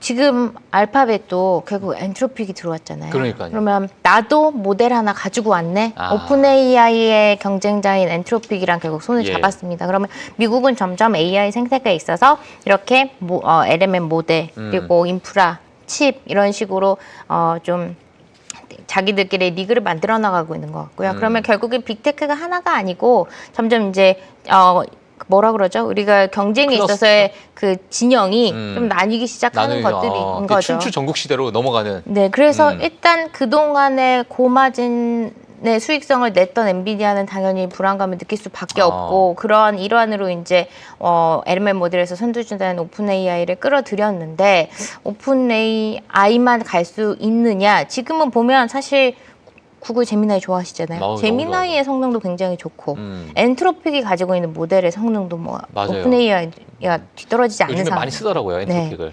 그리고 이 TPU의 그럼 성능은 어떠냐? 이 TPU는 철저히 AI의 연산만을 위해서 만들어진 칩이에요. 그래서 여기에 강력한 건 뭐냐면 결국에 AI의 연산을 위해서는 많은 양의 GPU가 필요했습니다. 그래서 엔비디아가 GPU를 공급을 많이 하느냐 안 하느냐가 경쟁력이 됐었는데 TPU 자체는 이 연산이 빠르고 그리고 오로지 LMM 모델에 대한 연산을 위해서 만들어진 칩이기 때문에 칩이 많이 필요 없대요. 그러면 결국에는 비용도 많이 절감을 해줄 수 있는 모델입니다. 그러면 결국 GPU가 아예 100% 대체할 수는 없죠. 일반 연산도 해야 되고 그래픽 처리도 해야 되니까. 그렇죠. 그런데 지금만큼의 수요를 꼭 필요로 할까 LMM 모델이? 데이터 센터에서 GPU가 지금 이렇게 많이 필요한데 그게 계속 필요할까? 그러니까요. 아닐 수 있다는 건 거죠. 그래서 그거 또한도 강력하게 말씀 주신 것처럼 이미 알파벳은 그 데이터 센터를 가지고 있는 기업이죠. 클라우드를 자체적으로 가지고 있는데 여기서 TPU를 자기네만 활용하지 않겠다고 했어요. 다른 빅테크 기업들도 클라우드 우리 거 TPU 써서 데이터 센터 들어올 거면 들어와도 되라고 하고 있기 때문에 결국에는 아까 말한 것처럼 미국 기업들은 지금 치킨 경쟁을 하고 있는 거고 그 안에서 자기네들도 자금에 대한 이런 것들이나 이런 어떻게 보면 지금 경쟁 구도로 가는 것 자체가 어려움이라고 위기라고 인식을 할 것 같아요. 그래서 그런지 모르겠지만 최근에 젠슨항이 중국과 미국의 AI에 대한 어떤 불만, 그러니까 그렇죠. 중국은 이렇게 도와주고 있는데 미국은 많은 규제 때문에 못 나가고 있다라는 거가 지금 내에서는 지금 말씀대로 지금 막 경쟁이 엄청나게 치열한데 내가 지금 밖으로 나가야 되는데 못 나가게끔 계속 발목을 잡으니까 그 부분을 또 계속 짚어서 이제 뭔가 불만을 토로하는 것 같네요, 지금. 그렇죠. 예. 그리고 우리가 중국의 상황은 사실 미국의 빅테크만큼은 잘 모르기는 하지만 예. 중국 안에서는 사실 자기네들끼리 구조조정이 좀 빠르고요. 뭔가 상당히 예를 들어서 2차 전지 시장도 보면 이게 너무 많아지니까 국가 차원에서 너네 구조조정해라고 얘기를 했습니다. 그러면 국가 차원에서 이 경쟁 자체를 조금 심화되는 거를 막아주는 건 거죠. 그런데 미국은 그렇게 할 수 없는 자본주의 시장이기 때문에 그런 것들에 대한 애로사항도 아마 지금 현재 미국 빅테크들이 가지고 있는 국면인 것 같습니다. 알겠습니다. 자, 그래서 뭐 엔비디아 너무 많은 분들이 엔비디아를 좋아하고 계시지만 뭐 요 안에서도 이제 많은 빅테크들이 어느 정도 자체 측 생산의 개발의 어떤 발전 속도가 지금 눈부시게 또 따라오고 있는 상황이고 거기에 따라서 경쟁은 또 불가피하다. 자, 이 부분도 체크를 좀 해주시면 될 것 같고요. 사실 오늘 저희 배 대표님께서 저희 시청자분들께 전달을 해주실 기업들 사실 지난번에 준비를 해주셨는데 저희가 시간 관계상 조금 말씀 못 드렸는데 오늘 그 기업들에 대해서 좀 부탁드리겠습니다. 네, 일단은 그 이름 먼저 말씀드리면 세 가지 제이콥스 솔루션. 제이콥스 솔루션. 네, 티커는 J고요. 그리고 에이콤, ACM이라는 기업이고 그리고 엠코, EME라는 기업입니다. 다 어떤 테마 안에 들어가는 거냐면 데이터 센터 안에 들어갑니다. 결국엔 지금 저희가 그동안에는 이제 칩, 반도체에서 이제 그 다음 그 시장의 국면이 AI 국면이 데이터 센터의 증설, 데이터 센터에 대한 투자 이런 것들이 많이 일어나고 있는 필요성이 있고 그리고 그것 때문에 사실 지금 빅테크 기업들도 다 자금 조달을 많이 필요로 하는 상황이잖아요. 그러면 이거에 대해서는 사실 염려가 많이 있습니다. 저희가 지난 시간에도 말씀드린 것처럼 데이터 센터 진짜 이렇게 많이 필요한 거야? 예를 들어서 GPU, TPU 이런 것들이 나옴으로써 데이터 센터 자체가 줄어들어도 연산이 가능하게 되면 이거 역시도 버블론에 쌓일 수는 있고 그리고 실질적으로 우리가 계속 우려하는 게 얘는 빅테크 진짜 이렇게 돈이 있어라는 우려를 하는 거잖아요. 그런데 진짜 실제로 데이터 센터를 짓기 시작하면 그래서 어디가 그래도 수혜를 볼 것이냐 가시적으로 성과를 낼 수 있느냐 하면 데이터 센터를 만드는 기업들인 건 거죠. 데이터 센터를 건설하는 기업들은 그냥 빅테크들이 주문을 넣으면 거기 안에서 이미 실적이 생기는 거잖아요. 이게 AI의 버블이냐 아니냐를 논하지 않아도 되는 그런 기업이라고 저희가 보여줘서 좀 소개를 드리려고 하고 하나씩 보면 아마 제이콥 솔루션은 한국 투자자분들도 좀 많이 아실 것 같아요. 뭔가 이 데이터 센터 얘기가 올라오면서 많이 상승을 한 기업이고 얘네는 사실 전통적으로 미국에서 인프라 건설을 되게 잘하는 기업 중에 하나입니다. 건설뿐만 아니라 설계, 엔지니어링 이런 것들을 다 하고 있고 미국의 그 다양한 섹터들에 있어서 인프라, 전력, 뭐 데이터 센터, 그리고 도로, 뭐 에너지 이런 것들에 대해서 인프라를 많이 깔고 있는 기업인데요. 얘네들이 이미 그 빅테크들과 데이터 센터를 만든 경험이 있습니다. 그래서 이제 데이터 센터의 건설 시공하면 가장 먼저 좀 주가의 모멘텀이 실리는 그런 것들 중에 하나고요. 그리고 얘네 다음으로 이제 좀 큰 게 아까 말씀드렸던 에이콤, ACM이라는 기업도 역시 마찬가지로 하고 있는 분야는 제이콥 와 마찬가지입니다. 이런 인프라에 대한 건설, 시공, 엔지니어링 이런 것들을 하는 건데 얘네들은 좀 더 방점이 이제 토목, 건설 이런 거에 많이 잡혀 있어요. 그래서 사실 예를 들어 데이터 센터 짓는다라고 하면 가장 먼저 땅 파고 이제 그 다음에 뭐 토목으로 인해서 그 기둥 세우고 할 거잖아요. 그럴 때 제일 먼저 시발점이 되는 기업이고, 그래서 여기도 마찬가지로 이제 빅테크들과의 경험이 있기 때문에 데이터 센터 할 때, 스타게이트 할 때 누구가 시공할 것이냐 이런 관점에서 보면 얘네 좀 볼 수도 있겠다라고 하는 기업들 중 하나입니다. 예. 그리고 마지막으로 말씀드린 거는 이제 엠코라고 하는 엠코. EME라는 기업인데요. 네. 티커가 어떻게 되죠?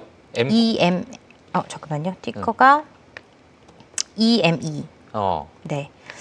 얘네는 근데 어제 주가가 좀 많이 하락을 했습니다. 얘네 실적이 나왔는데요. 예. 얘네는 저희 그 한국으로 치자면 전력기기에 대한 인프라를 까는 기업이에요. 얘네도 인프라는 인프라인데 전기에 배선을 하거나 배관을 하는 그런 쪽에 전력기기에 조금 더 포커스가 맞춰져 있는데, 예. 얘네도 마찬가지로 그럼 데이터 센터를 짓는다고 하면 토목이나 이런 제반이 깔린 다음에 그다음에 전기 배관 공사가 들어와야 되잖아요. 그렇죠. 그래서 사실 AI의 데이터 센터 테마와 함께 좀 기대감이 많이 있었는데 어제 실적이 나왔는데 사실 가이던스가 좀 높기는 했습니다. 예를 들어서 얘네가 지금 오늘 발표한 실적이 15달러 정도인데 가이던스가 한 25빌이었어요. 네, 그래서 가이던스 대비에 적다라고 해서 주가가 많이 하락을 했는데, 그러면 여기서 좀 저희가 계속 이 기업들을 모니터링해야 하는 이유는 데이터 센터에 대한 수요, 지금 투자를 말하고 있는데 이 투자가 실질적으로 연결이 되고 있는지, 성과가 나고 있는지, 진짜 데이터 센터 짓고 있는지 이런 것들을 방증을 얘네가 해줄 수 있는 거죠. 얘네의 수주 잔고라든지 매출이라든지를 통해서요.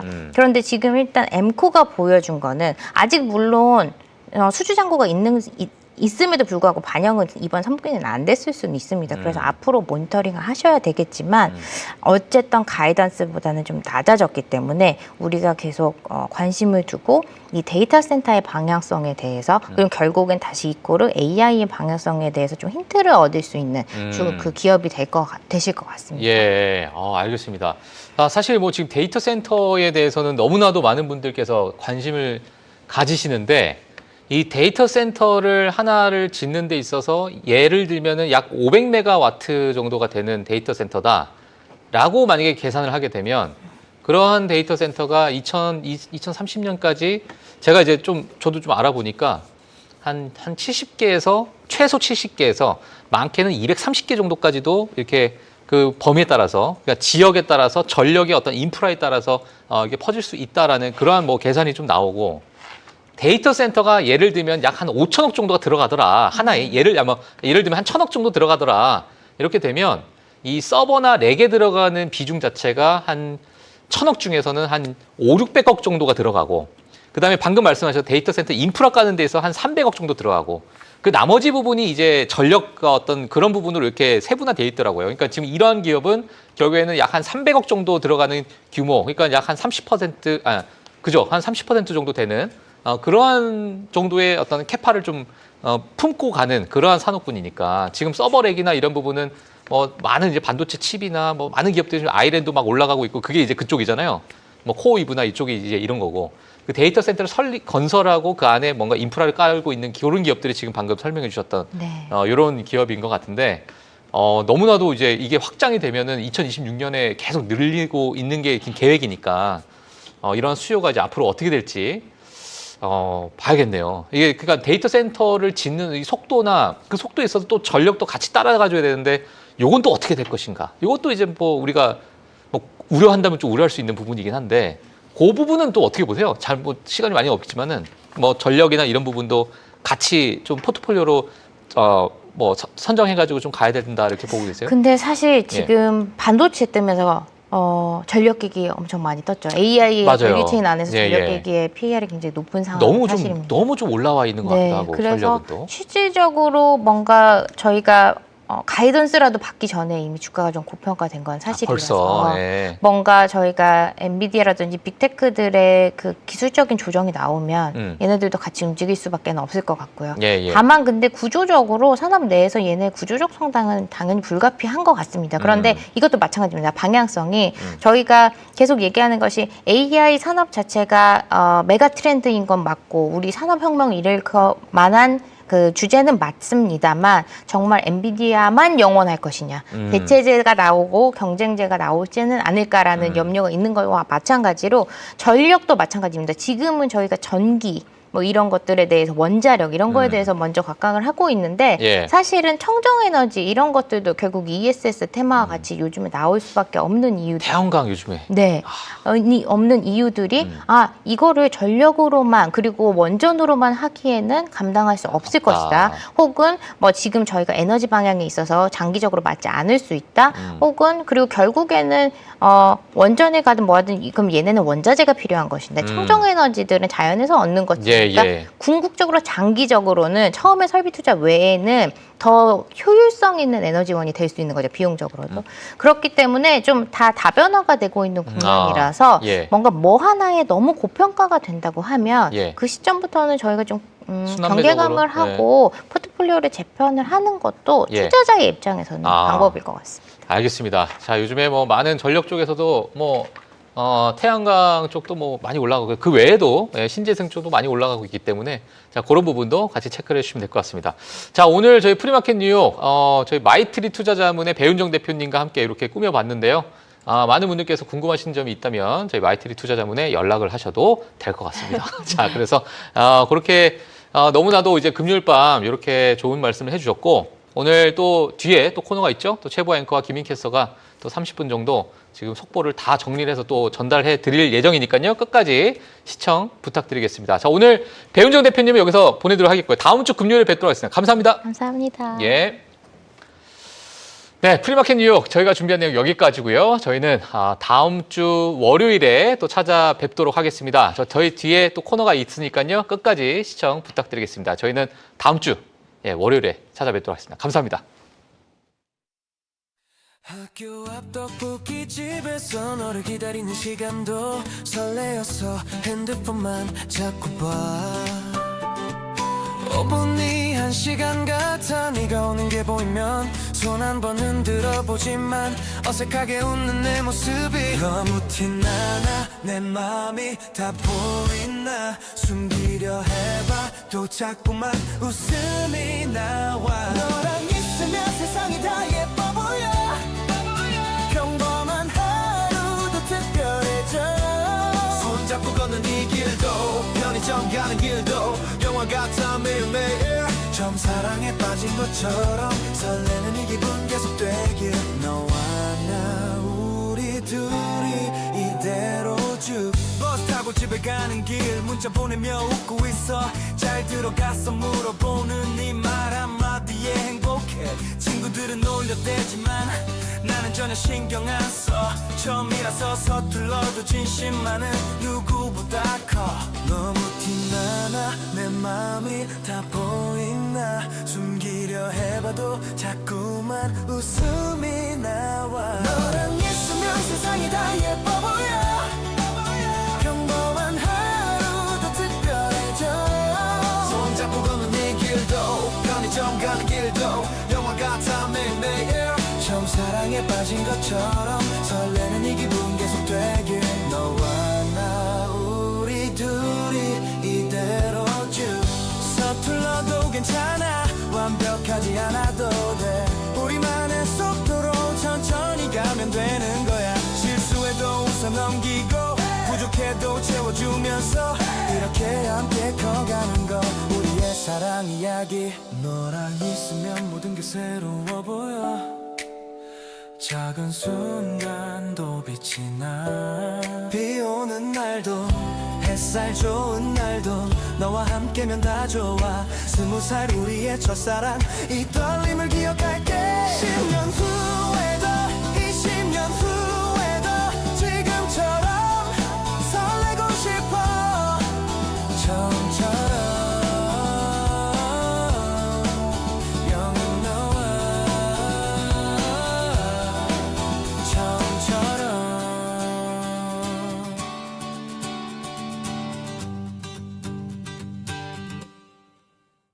학교 앞 떡볶이 집에서 너를 기다리는 시간도 설레어서 핸드폰만 자꾸 봐 5분이 1시간 같아 네가 오는 게 보이면 손 한 번 흔들어 보지만 어색하게 웃는 내 모습이 너무 티나나 내 맘이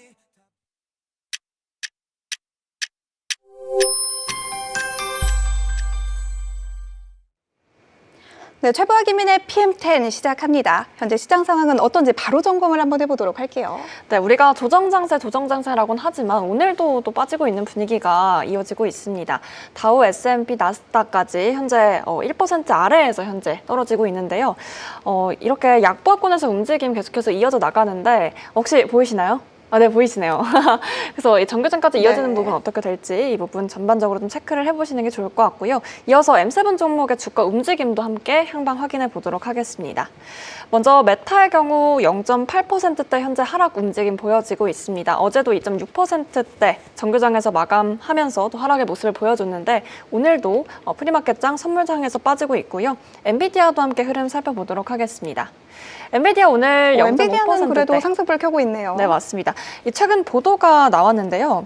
사실 이 내용이 좀 구체적으로 두 가지 정도 짚어드릴 내용이 있어서 간략하게만 짚어드리도록 하겠습니다. 이 더 인포메이션 보도에 따르면 백악관이 엔비디아의 중국 시장을 위해 개발한 최고 저사양칩인 이 저사양칩의 판매를 허용하지 않겠다는 보도가 또 나왔습니다.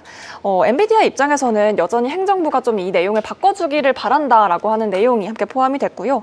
두 번째로는 블랙웰 관련해서도 보도 내용이 있었습니다. 중국에 수출 계획이 없다라고 젠슨항 CEO가 밝혔는데 이 엔비디아의 제품의 재판매 시작은 중국 정책의 변경에 달려 있다면서 앞으로 중국 시장에 대한 복귀를 희망하고 있긴 하지만 정책적인 변화가 있어야만 이것들이 수행이 될 수 있다라는 의견까지 함께 나오고 있습니다. 현재는 0.5%대 상승 움직임 보여주고 있습니다. 테슬라의 주가도 함께 살펴보도록 하겠습니다. 오늘 테슬라는 조금 하락세를 가져가고 있는 분위기인데요. 그 1조 달러 보상한 패키지가 통과가 네. 되면서 다시 한번 좀 기대감이 좀 두드러지나 했더니 지금은 다시 올라갔습니다. 지금 약보합권에서 방금 0.8% 제 숫자를 보는 게 맞나요? 그렇죠. 굉장히 크게 움직이는데 0.8%에서 1.8% 상승이요? 2%대가 갑자기 확 움직인 느낌이 확실히 아직까지는 그 기대감이 네. 없지는 않나 봅니다. 저는 좀 선반영이 됐다라고 저희가 앞서 말씀을 네. 드리긴 했는데 이게 어쨌든 선물 시장에서 움직이니까 제가 잘못 본 게 맞았으면 좋겠네요. 맞습니다. 그럼 이어서 또 아마존 쪽으로도 주가 확인해 보도록 하겠습니다. 이 아마존도 이슈가 있었죠. 이 AI 칩이 엔비디아 GPU 대비해서 이 경쟁력이 부족하다는 결과가 나왔는데요. 이 시장 반응은 어쩌면 당연하다. 엔비디아에 비해서는 아마존의 AI 칩이 당연히 좀 밀릴 수밖에 없다라는 함께 작은 이슈도 있었다는 점 짚어드립니다. 현재 선물 시장에서는 0.7%대 하락의 움직임 보여주고 있습니다. 이어서 애플의 움직임도 살펴보겠습니다. 애플 쪽 주가 오늘 보합권에서 움직임 보여주고 있고요. 어제도 소폭 하락으로 마감했는데 오늘은 또 어떻게 이어질지 한번 확인을 해보시는 게 일단은 좋겠습니다. 다른 빅테크들에 비해서 애플의 소식이 조금 적은 것 같기는 하죠. 네. 그만큼 움직임도 좀 위아래로 크지 않은 것 같습니다. 맞습니다. 다음 종목은 뭐죠? 이어서 알파벳과 마이크로소프트까지 함께 챙겨드릴 텐데요. 알파벳의 경우에는 오늘 0.3%대도 약보합권에서의 움직임 함께 나타나고 있습니다. 조정을 크게 받고 있지는 않지만 어쨌든 움직임 자체가 좀 빅테크들이 최근에 엄청나게 눈에 띈다든지 이런 움직임보다는 좀 하락의 움직임이 그래도 좀 더 비교적 두드러지는 것 같긴 합니다. 마지막으로 마이크로소프트의 네. 주가 움직임 확인하고 마무리해보도록 하겠습니다. 마이크로소프트도 마찬가지로 낮은 수준에서 현재 소폭 하락하는 분위기가 이어지고 있고요. 계속해서 이어지는 내용은 저 M7 종목 이외에도 저희가 또 나머지 세 종목 그런 이슈도 함께 나타나면서 이어서 전해드리도록 하겠습니다. 알겠습니다. 제가 그러면 이어받아서 지금 주식시장 전반적인 흐름 그리고 M7 기업들의 현재 주가 상황까지 짚어봤으니까 제가 암호화폐, 달러인덱스, 국채시장 그리고 유가까지 한번 좀 지금 현재 상황이 어떤지 함께 좀 점검을 해보면 좋을 것 같습니다. 일단은 지금 암호화폐 시장이 전반적으로 하락하는 분위기를 보이고 있다라는 말씀을 드리면서 시작을 해야겠습니다. 비트코인이 보시다시피 지금 10만 달러를 하회했는데요. 네. 제가 계속해서 저희 방송하는 동안 추이를 좀 보고 있었는데 프리마켓 뉴욕 방송이 시작하기 직전에 10만 달러를 한번 하회를 했었다가 네. 10만 달러 위로 다시 한번 반등하는 흐름이 꾸준히 나타났었거든요. 몇 시간 정도 동안 이어지다가 지금 다시 한번 좀 밀려나는 모습을 보여주고 있는 것 같습니다. 비트코인에 대해서는 많은 분들이 우려와 기대감이 공존하는 시각을 가지고 계신 것 같은데 네. 관련해서 최근에 있었던 소식들 한번 좀 모아보도록 하겠습니다. 일단 지금 비트코인의 가격이 어느 정도 고점 대비 빠졌냐라고 물어보신다면 한 20% 정도 하락한 상태다라고 저는 답변을 좀 드려보도록 하겠습니다. 있습니다. 네. 5개월 내 최저치로 보시면 될 것 같은데요. 뭐 긍정적인 부분이라고 한다면 연말 내에 다시 한번 한 13만 달러 정도 신고가를 돌파할 수 있을 것이다라는 의견들도 네. 여전히 좀 강세적인 걸로 알고 있고요. 다만 부정적인 쪽은 정점이 지나고 지금은 조정기에 진입을 했다라는 이야기들도 조금씩 나오고 있습니다. 그러니까 비트코인의 사이클을 크게 네 가지로 구분을 해본다면 돌파기, 과열기, 조정기, 축적기 이렇게 네 가지로 나눌 수 있다라고 하는데 그중에서 우리는 과열기를 지나서 다음 단계인 조정기에 진입을 했다라고 좀 볼 수 있는 시각들이 나오고 있는 것 같습니다. 네. 그리고 관련해서 비트코인은 이날 캐시우드, 그러니까 돈나무언니로 여러분들이 많이 알고 계시는 그렇죠. 캐시우드의 비관론이 다시 한번 대두가 됐죠. 캐시우드는 예전부터 전통적으로 암호화폐 강세론자로 알려져 왔기 때문에 네. 그녀가 이렇게 부정적인 의견을 냈다라는 것은 시장에도 어느 정도의 충격으로 작용을 한 것 같습니다. 캐시우드는 비트코인이 2030년까지 무려 150만 달러에 도달할 것이다라는 전망을 그동안 유지해 왔는데요. 이러한 전망을 수정하면서 여기에서 그 목표가를 30% 정도 낮출 것이다라고 발언을 했다고 합니다. 네. 그러니까 캐시우드가 중장기적인 전망을 굉장히 큰 폭으로 하향했다라고 보실 수가 있겠죠. 다만 캐시우드는 비트코인에 대해서 긍정적으로 바라보는 포인트도 없지는 않은데 비트코인이 디지털 금이라는 사실은 여전히 인정을 한다라는 측면은 부각을 시켰다고 합니다. 네. 그러니까 비트코인이 새로운 자산군의 선두주자이고 이제 시작이기 때문에 아직 갈 길이 먼 자산이며 거대한 개념이기 때문에 전반적인 가상자산, 즉 암호화폐 시장은 커질 것이다라는 쪽에 대해서는 어느 정도 인정을 했다고 하니까 네. 뭐 중장기적인 전망이 일부 수정은 있었다고는 하지만 그래도 더 긴 텀에서 본다면 여전히 암호화폐 시장은 견조하고 또 앞으로 성장 가능성이 충분한 시장이다라는 측면은 다시 한번 좀 재확인시켜 준 것으로 보여지고 있습니다. 다만 지금 비트코인은 최근의 조정 흐름에서 크게 횡보 국면에서 벗어나지 못하는 모습인데요. 오늘 장에서도 지금 현재 99,700달러 선에서 거래가 되고 있고 가상자산의 암호화폐 두 번째 가장 큰 시총을 가지고 있는 이더리움도 네. 본다라고 하시면 더 큰 낙폭을 보여주고 있습니다. 현재 4%대 밀려나면서 3,222달러 선에서 거래가 되고 있습니다. 이어서 달러 인덱스도 한번 보도록 할게요. 최근 달러 인덱스가 100선을 넘어가면서 저희가 PM10 시간에도 오랜만에 제가 달러 인덱스가 세 자릿수를 기록하는 걸 봤다라고 네. 멘트를 한번 드렸던 걸로 기억을 하는데 셧다운에 대한 우려가 또 장기화가 되고 AI 버블론에 대한 그러한 시장의 우려가 좀 표출이 되면서 네. 달러 인덱스도 다시 한번 좀 하방 압력을 받는 모습인 것 같습니다. 다시 한번 100선을 밑돌면서 99선까지 돌아온 모습 확인해 보실 수가 있고요. 지금 선물 시장이 전반적으로 좀 압박을 받고 있는 만큼 지금 국제금리 시장 도 대체적으로 좀 내려가는 분위기를 보여주고 있습니다. 10년물 국제금리 현재 4.08%에 거래가 되고 있습니다. 유가까지 한번 체크를 해보도록 하겠습니다. 지금 WTI는 59달러 후반대에서 거래가 되면서 약 1%가 약간 안 되는 수준의 상승률을 보여주고 있는데요. 최근 유가가 한번 2주의 최저치 부근까지 급락한 적이 있었죠. 그렇죠. 미국의 제조업 지표가 한번 부진하게 나오면서 네. 그 충격이 유가 시장, 원유 시장에 다시 한번 좀 반영이 됐다라고 보실 수가 있을 것 같고 또 제가 조금 전에 말씀드렸던 달러 인덱스가 다시 한번 강세를 나타내면서 네. 유가를 짓누르는 하나의 요인으로 작용을 했었습니다. 물론 기술적인 차원에서의 반등도 물론 있겠지만요. 오펙 플러스의 증산 중단에 대한 소식도 원유 시장에는 좀 중장기적인 어떻게 보면은 이슈로 좀 작용을 하고 있는 것 같습니다. 네. 오펙 플러스가 내년 1월부터 증산을 중단할 것이다라고 발표를 했죠. 이번 12월에는 10월과 11월과 동일한 양의 증산을 결정을 할 테지만 이러한 양은 그 이전 그러니까 7월부터 9월까지의 증산량에 비하면 많이 줄어드는 수치라고 보실 수가 있겠습니다.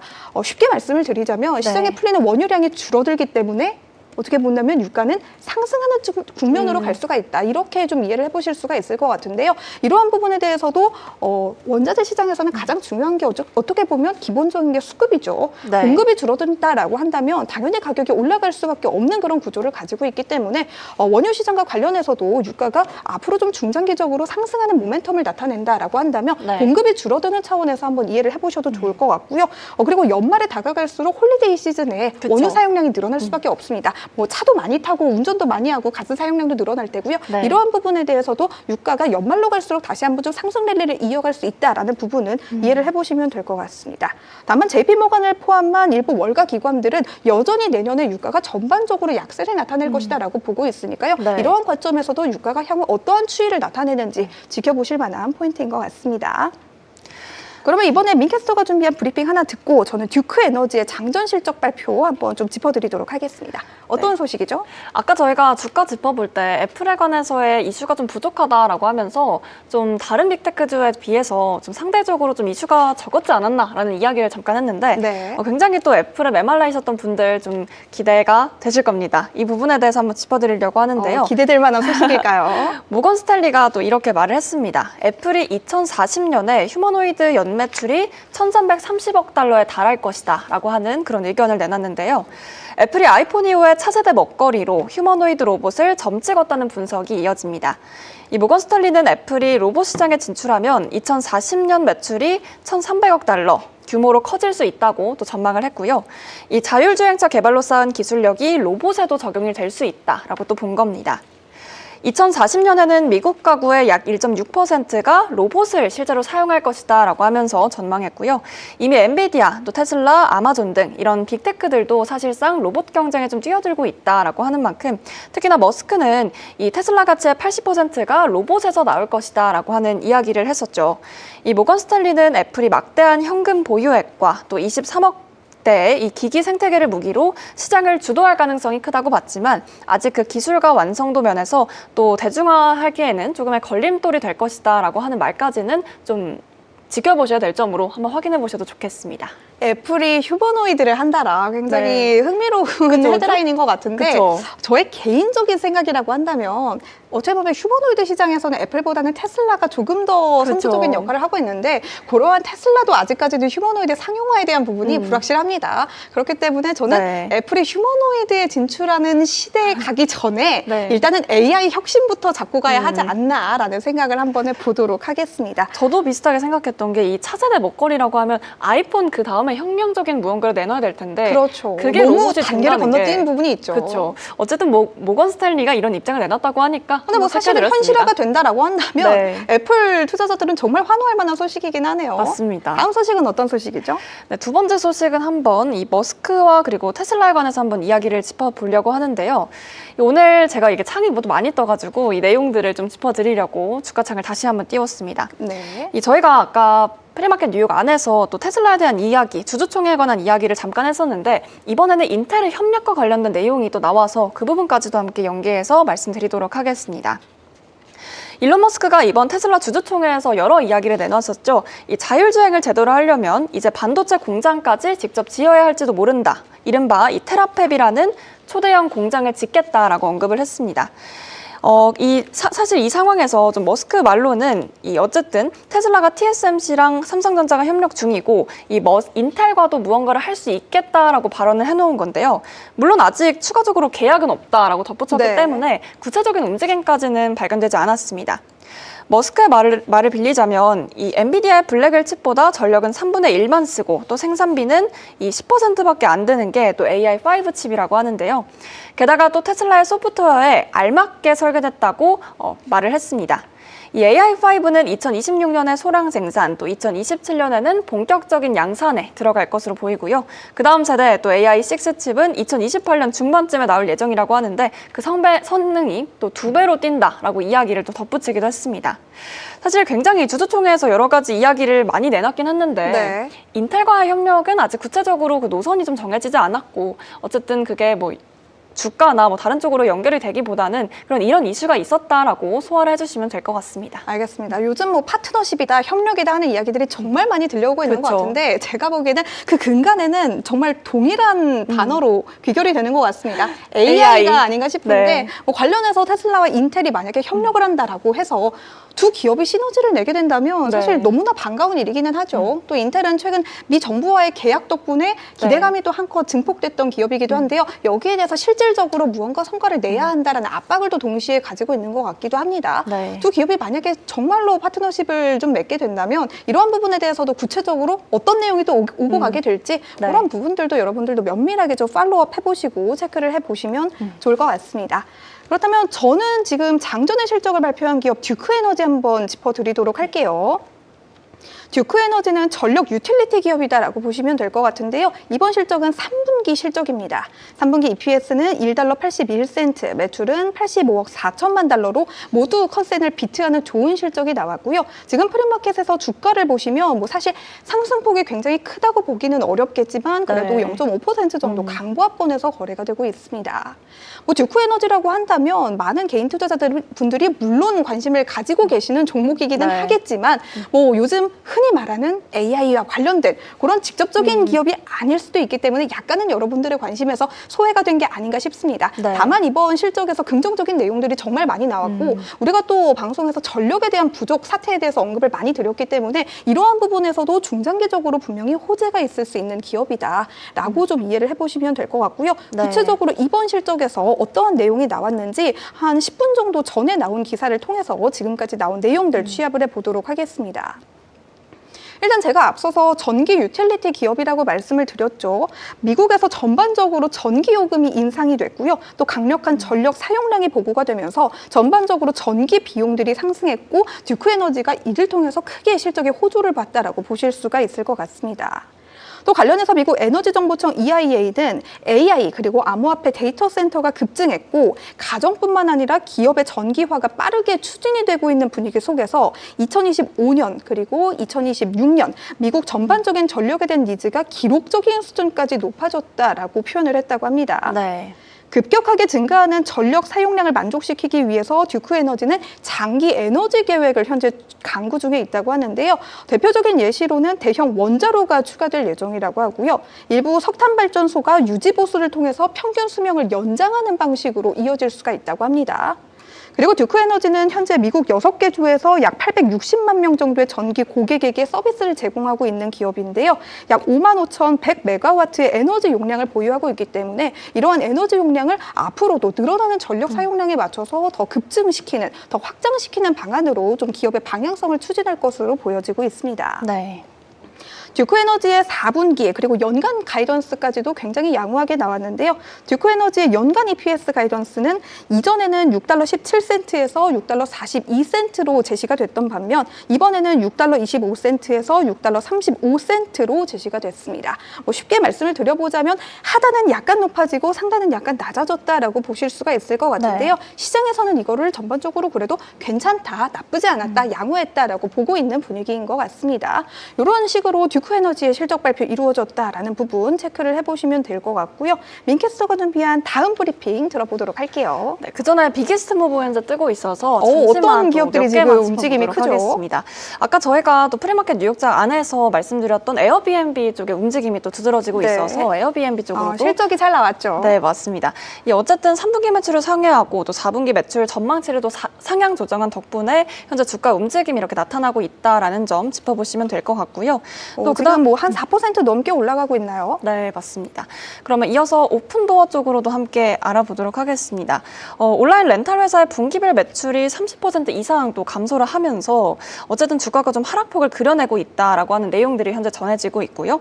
이 CEO는 오픈도어를 소프트웨어 및 AI 회사로 재창립하고 있다라고 말을 하면서 이 턴어라운드에 대한 전략을 또 제시하고 있다는 내용까지도 함께 저도 아까 그 이어지면 될 기사 것 본 것 같아요. 오픈도어가 우리 회사는 앞으로 AI 회사가 될 것이다 라고 발언을 한 점이 저도 네. 방송 들어오기 전에 봤는데 이런 내용이 또 나왔었네요. 확실히 최근에 진짜 이 AI 관련된 내용만 붙이는 게 그러니까요. 어떤 AI가 거의 비슷한 메인 것 같아요. 키워드예요.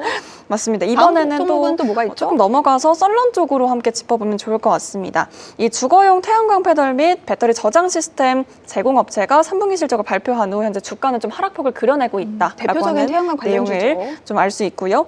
이 가입자 추가 수가 3만 104명으로 2024년 3분기에 비해서 현재 1% 감소했다라는 내용도 또 확인해 보시면 좋을 것 같습니다.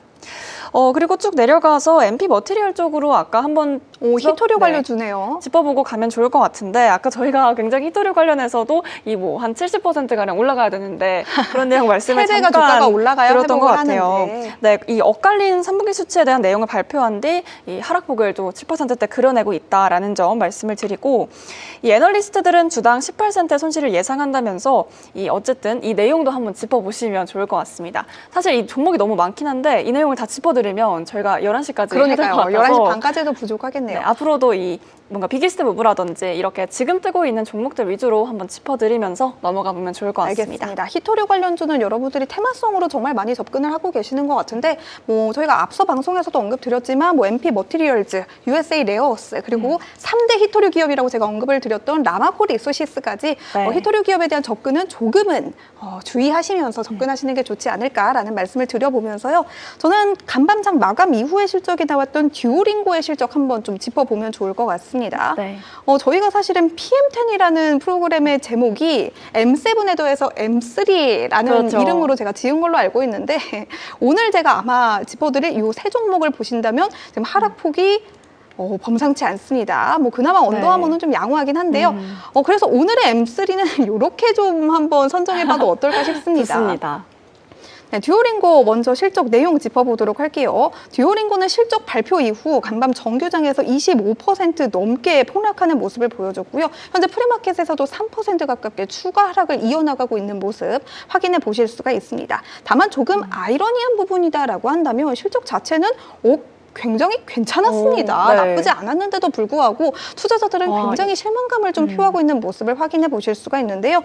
일단 듀오링고라고 한다면 민캐스터는 어떤 기업이라고 생각이 드시죠? 사실 그 아마존 웹 서비스 관련해서 네. 이제 그 서버가 다운됐을 때 전 듀오링고 진지하게 하고 있었거든요. 아, 그래요? 이것도 같이 실제로 연결해서 안 사용을 되더라고요. 하시는 그래서 뭐 아무튼 뭐 학습을 위한 도구를 많이 맞아요. 개발하는 좀 에듀테크 게임 업체 기업이죠. 그렇게 생각하시면 될 에듀테크. 것 같습니다. 네, 그러면 이렇게 좀 설명을 드리면서 넘어가 보도록 할게요. 일단 실적 같은 경우는 3분기입니다. 3분기 매출은 2억 7,200만 달러, 순이익은 2억 9,220만 달러로 모두 예상치를 비트하는 실적이 나왔고요. 네. 실적이 잘 나왔다라고 보시면 될 것 같습니다. 매출 같은 경우는 전년비 41%나 급증한 수치로 나왔다고 하니까요.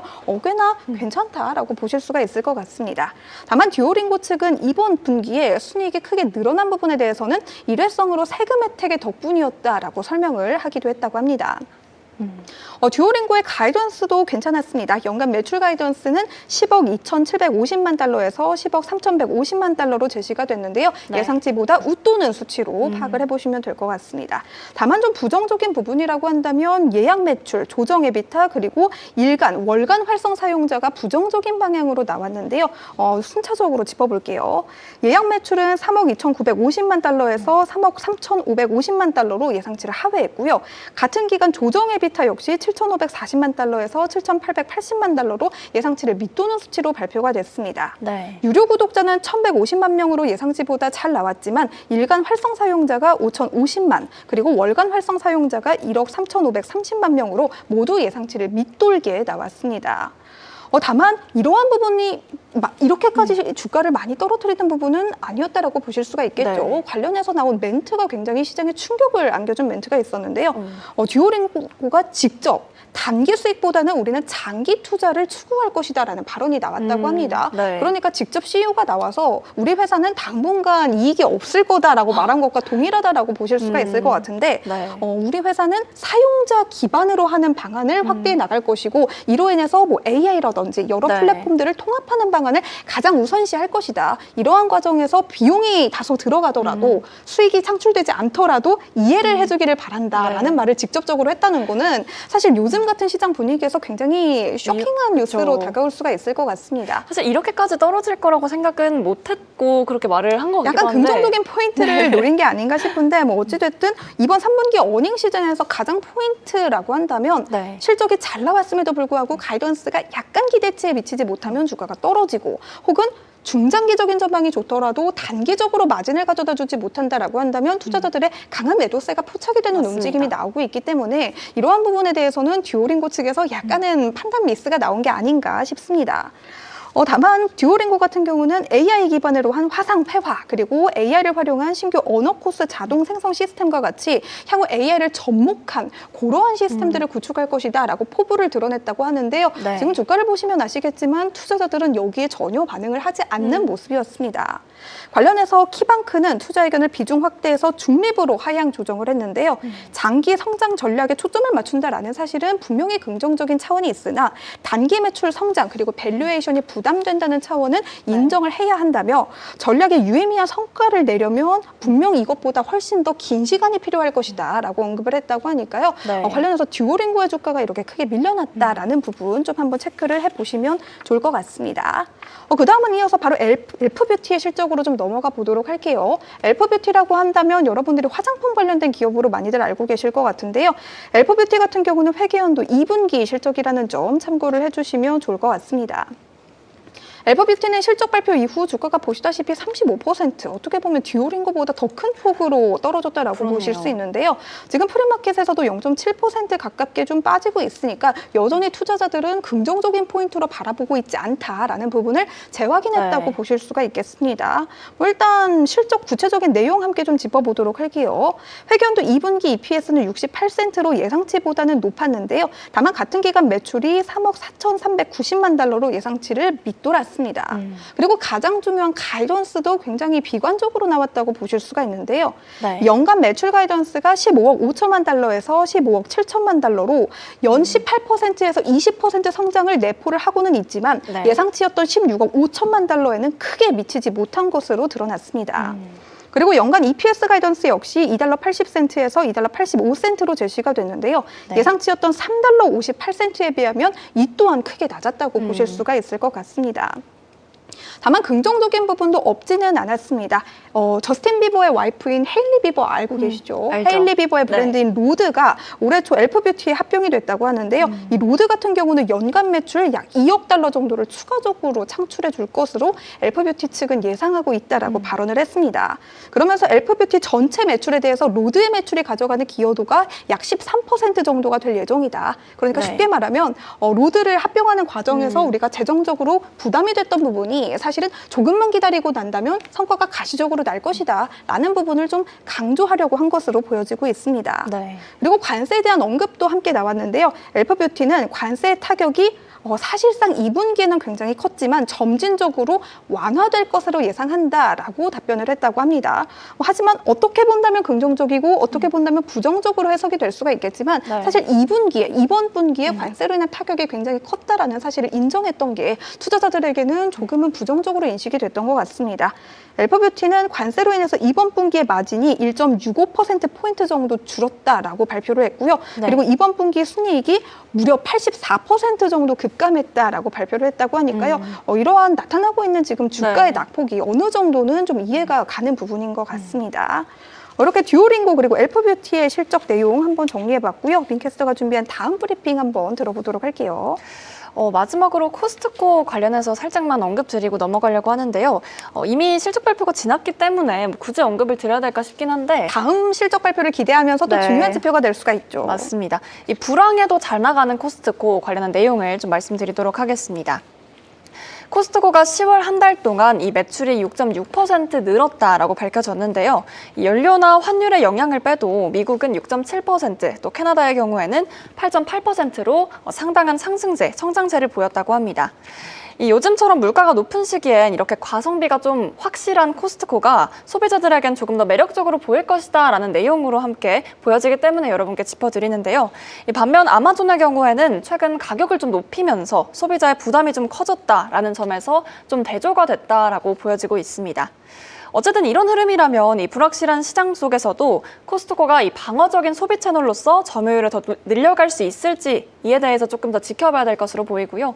아마존과 좀 대조된다는 면에서 특히나 가성비로 가고 있는 코스트코 이 점도 함께 주의 깊게 보시면 좋을 것 같아서 가져와봤습니다. 알겠습니다. 미국 소비에 대한 이야기는 정말 많이 나오고 있는 것 같습니다. 관련해서 코스트코에 대한 소식까지 들어봤고요. 저는 마지막으로 비트코인이 지금 10만 달러를 다시 한번 상회했다라는 네. 점을 전해드리면서 언더아머의 실적으로 오늘 방송을 좀 마무리해보면 좋을 것 같습니다. 스포츠 의류 브랜드로 많이들 알고 계시는 언더아머도 실적을 발표를 했는데요. 한때는 뭐 차세대 나이키다라는 애칭까지 가지고 있었던 네, 기업이긴 그렇죠. 하지만 요즘은 사실은 견주기에는 약간은 조금은 그러한 네. 위치가 부족해지지 않았나라는 생각이 드는 기업입니다. 회계연도 2분기 실적이고요. 구체적인 내용 함께 짚어보도록 할게요.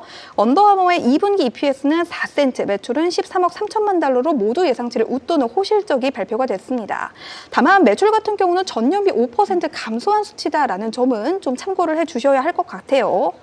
그리고 주가 같은 경우도 뭐 정규장 마감가는 1.5% 하락했고요. 프리마켓에서 약간은 강보합권으로 반등을 보여주고 있긴 하지만 사실 그렇게까지 긍정적인 흐름이 나타나고 있다라고 보기는 조금은 어려운 것 같습니다. 네. 언더아머는 분기 순손실이 1,880만 달러로 예상치보다 컸고 적자 폭이 컸다라고 발표를 하기도 했고요. 가이던스 같은 경우도 미진하게 제시를 했습니다. 네. 연간 EPS 가이던스는 3에서 5센트 정도로 제시를 했는데 예상치인 6센트보다 아래라고 보시면 될 것 같고요. 연간 매출 가이던스는 4%에서 5% 정도 감소할 것으로 예상을 하고 있다고 합니다. 네. 2026년도 전반에 걸쳐서 북미와 아태 지역 내에서 한 자릿수 후반의 매출이 줄어들 것으로 예상이 된다라는 말도 덧붙였고요. 그리고 관세로 인해서 2026년도 전반 연간 기준으로 매출 총이익률이 약 190에서 210 bp 정도 하락할 것으로 예측이 된다라는 말도 남겼습니다. 다만 언더아머 측은 더 이상으로 관세에 인한 영향은 부담은 없을 것이다라는 측면은 강조를 했지만 투자자들은 여기에 대해서는 아직까지는 우려를 표하고 있는 것으로 보여지고 있습니다. 네. 언더아머 같은 경우는 주가가 연초 대비해서 40% 정도 빠진 상태에서 현재 거래가 되고 있는데요. 52주 최저가 부근에서 움직이고 있다라고 보시면 될 것 같습니다. 네. 언더아머는 턴어라운드의 일환으로 CFO 교체 소식도 함께 전했습니다. 2026년 2월에 레자 탈레가니가 부임할 것이라고 하는데요. 21년간 언더아머에서 근무했던 전 CFO 데이비드 버그만의 후임으로 취입을 할 예정이라고 하니까요. 경영진 교체까지 단행을 하면서 네. 강력한 무언가 턴어라운드를 추구하고 있는 언더아머. 내년에는 과연 그 턴어라운드가 먹혀들 수 있을지 함께 저희와 함께 지켜보시면 좋을 것 같습니다.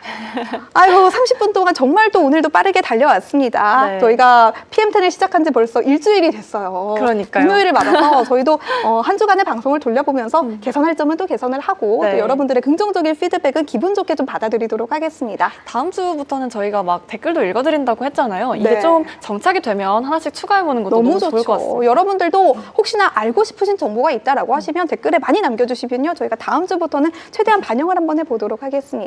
그렇다면 민캐스터도 주말 잘 보내고 오시고요. 네. 저희가 준비한 소식은 오늘 여기까지입니다. 저희는 주말 동안 잘 쉬고 월요일 이 시간에 다시 돌아오도록 하겠습니다. 시청해주신 여러분 고맙습니다.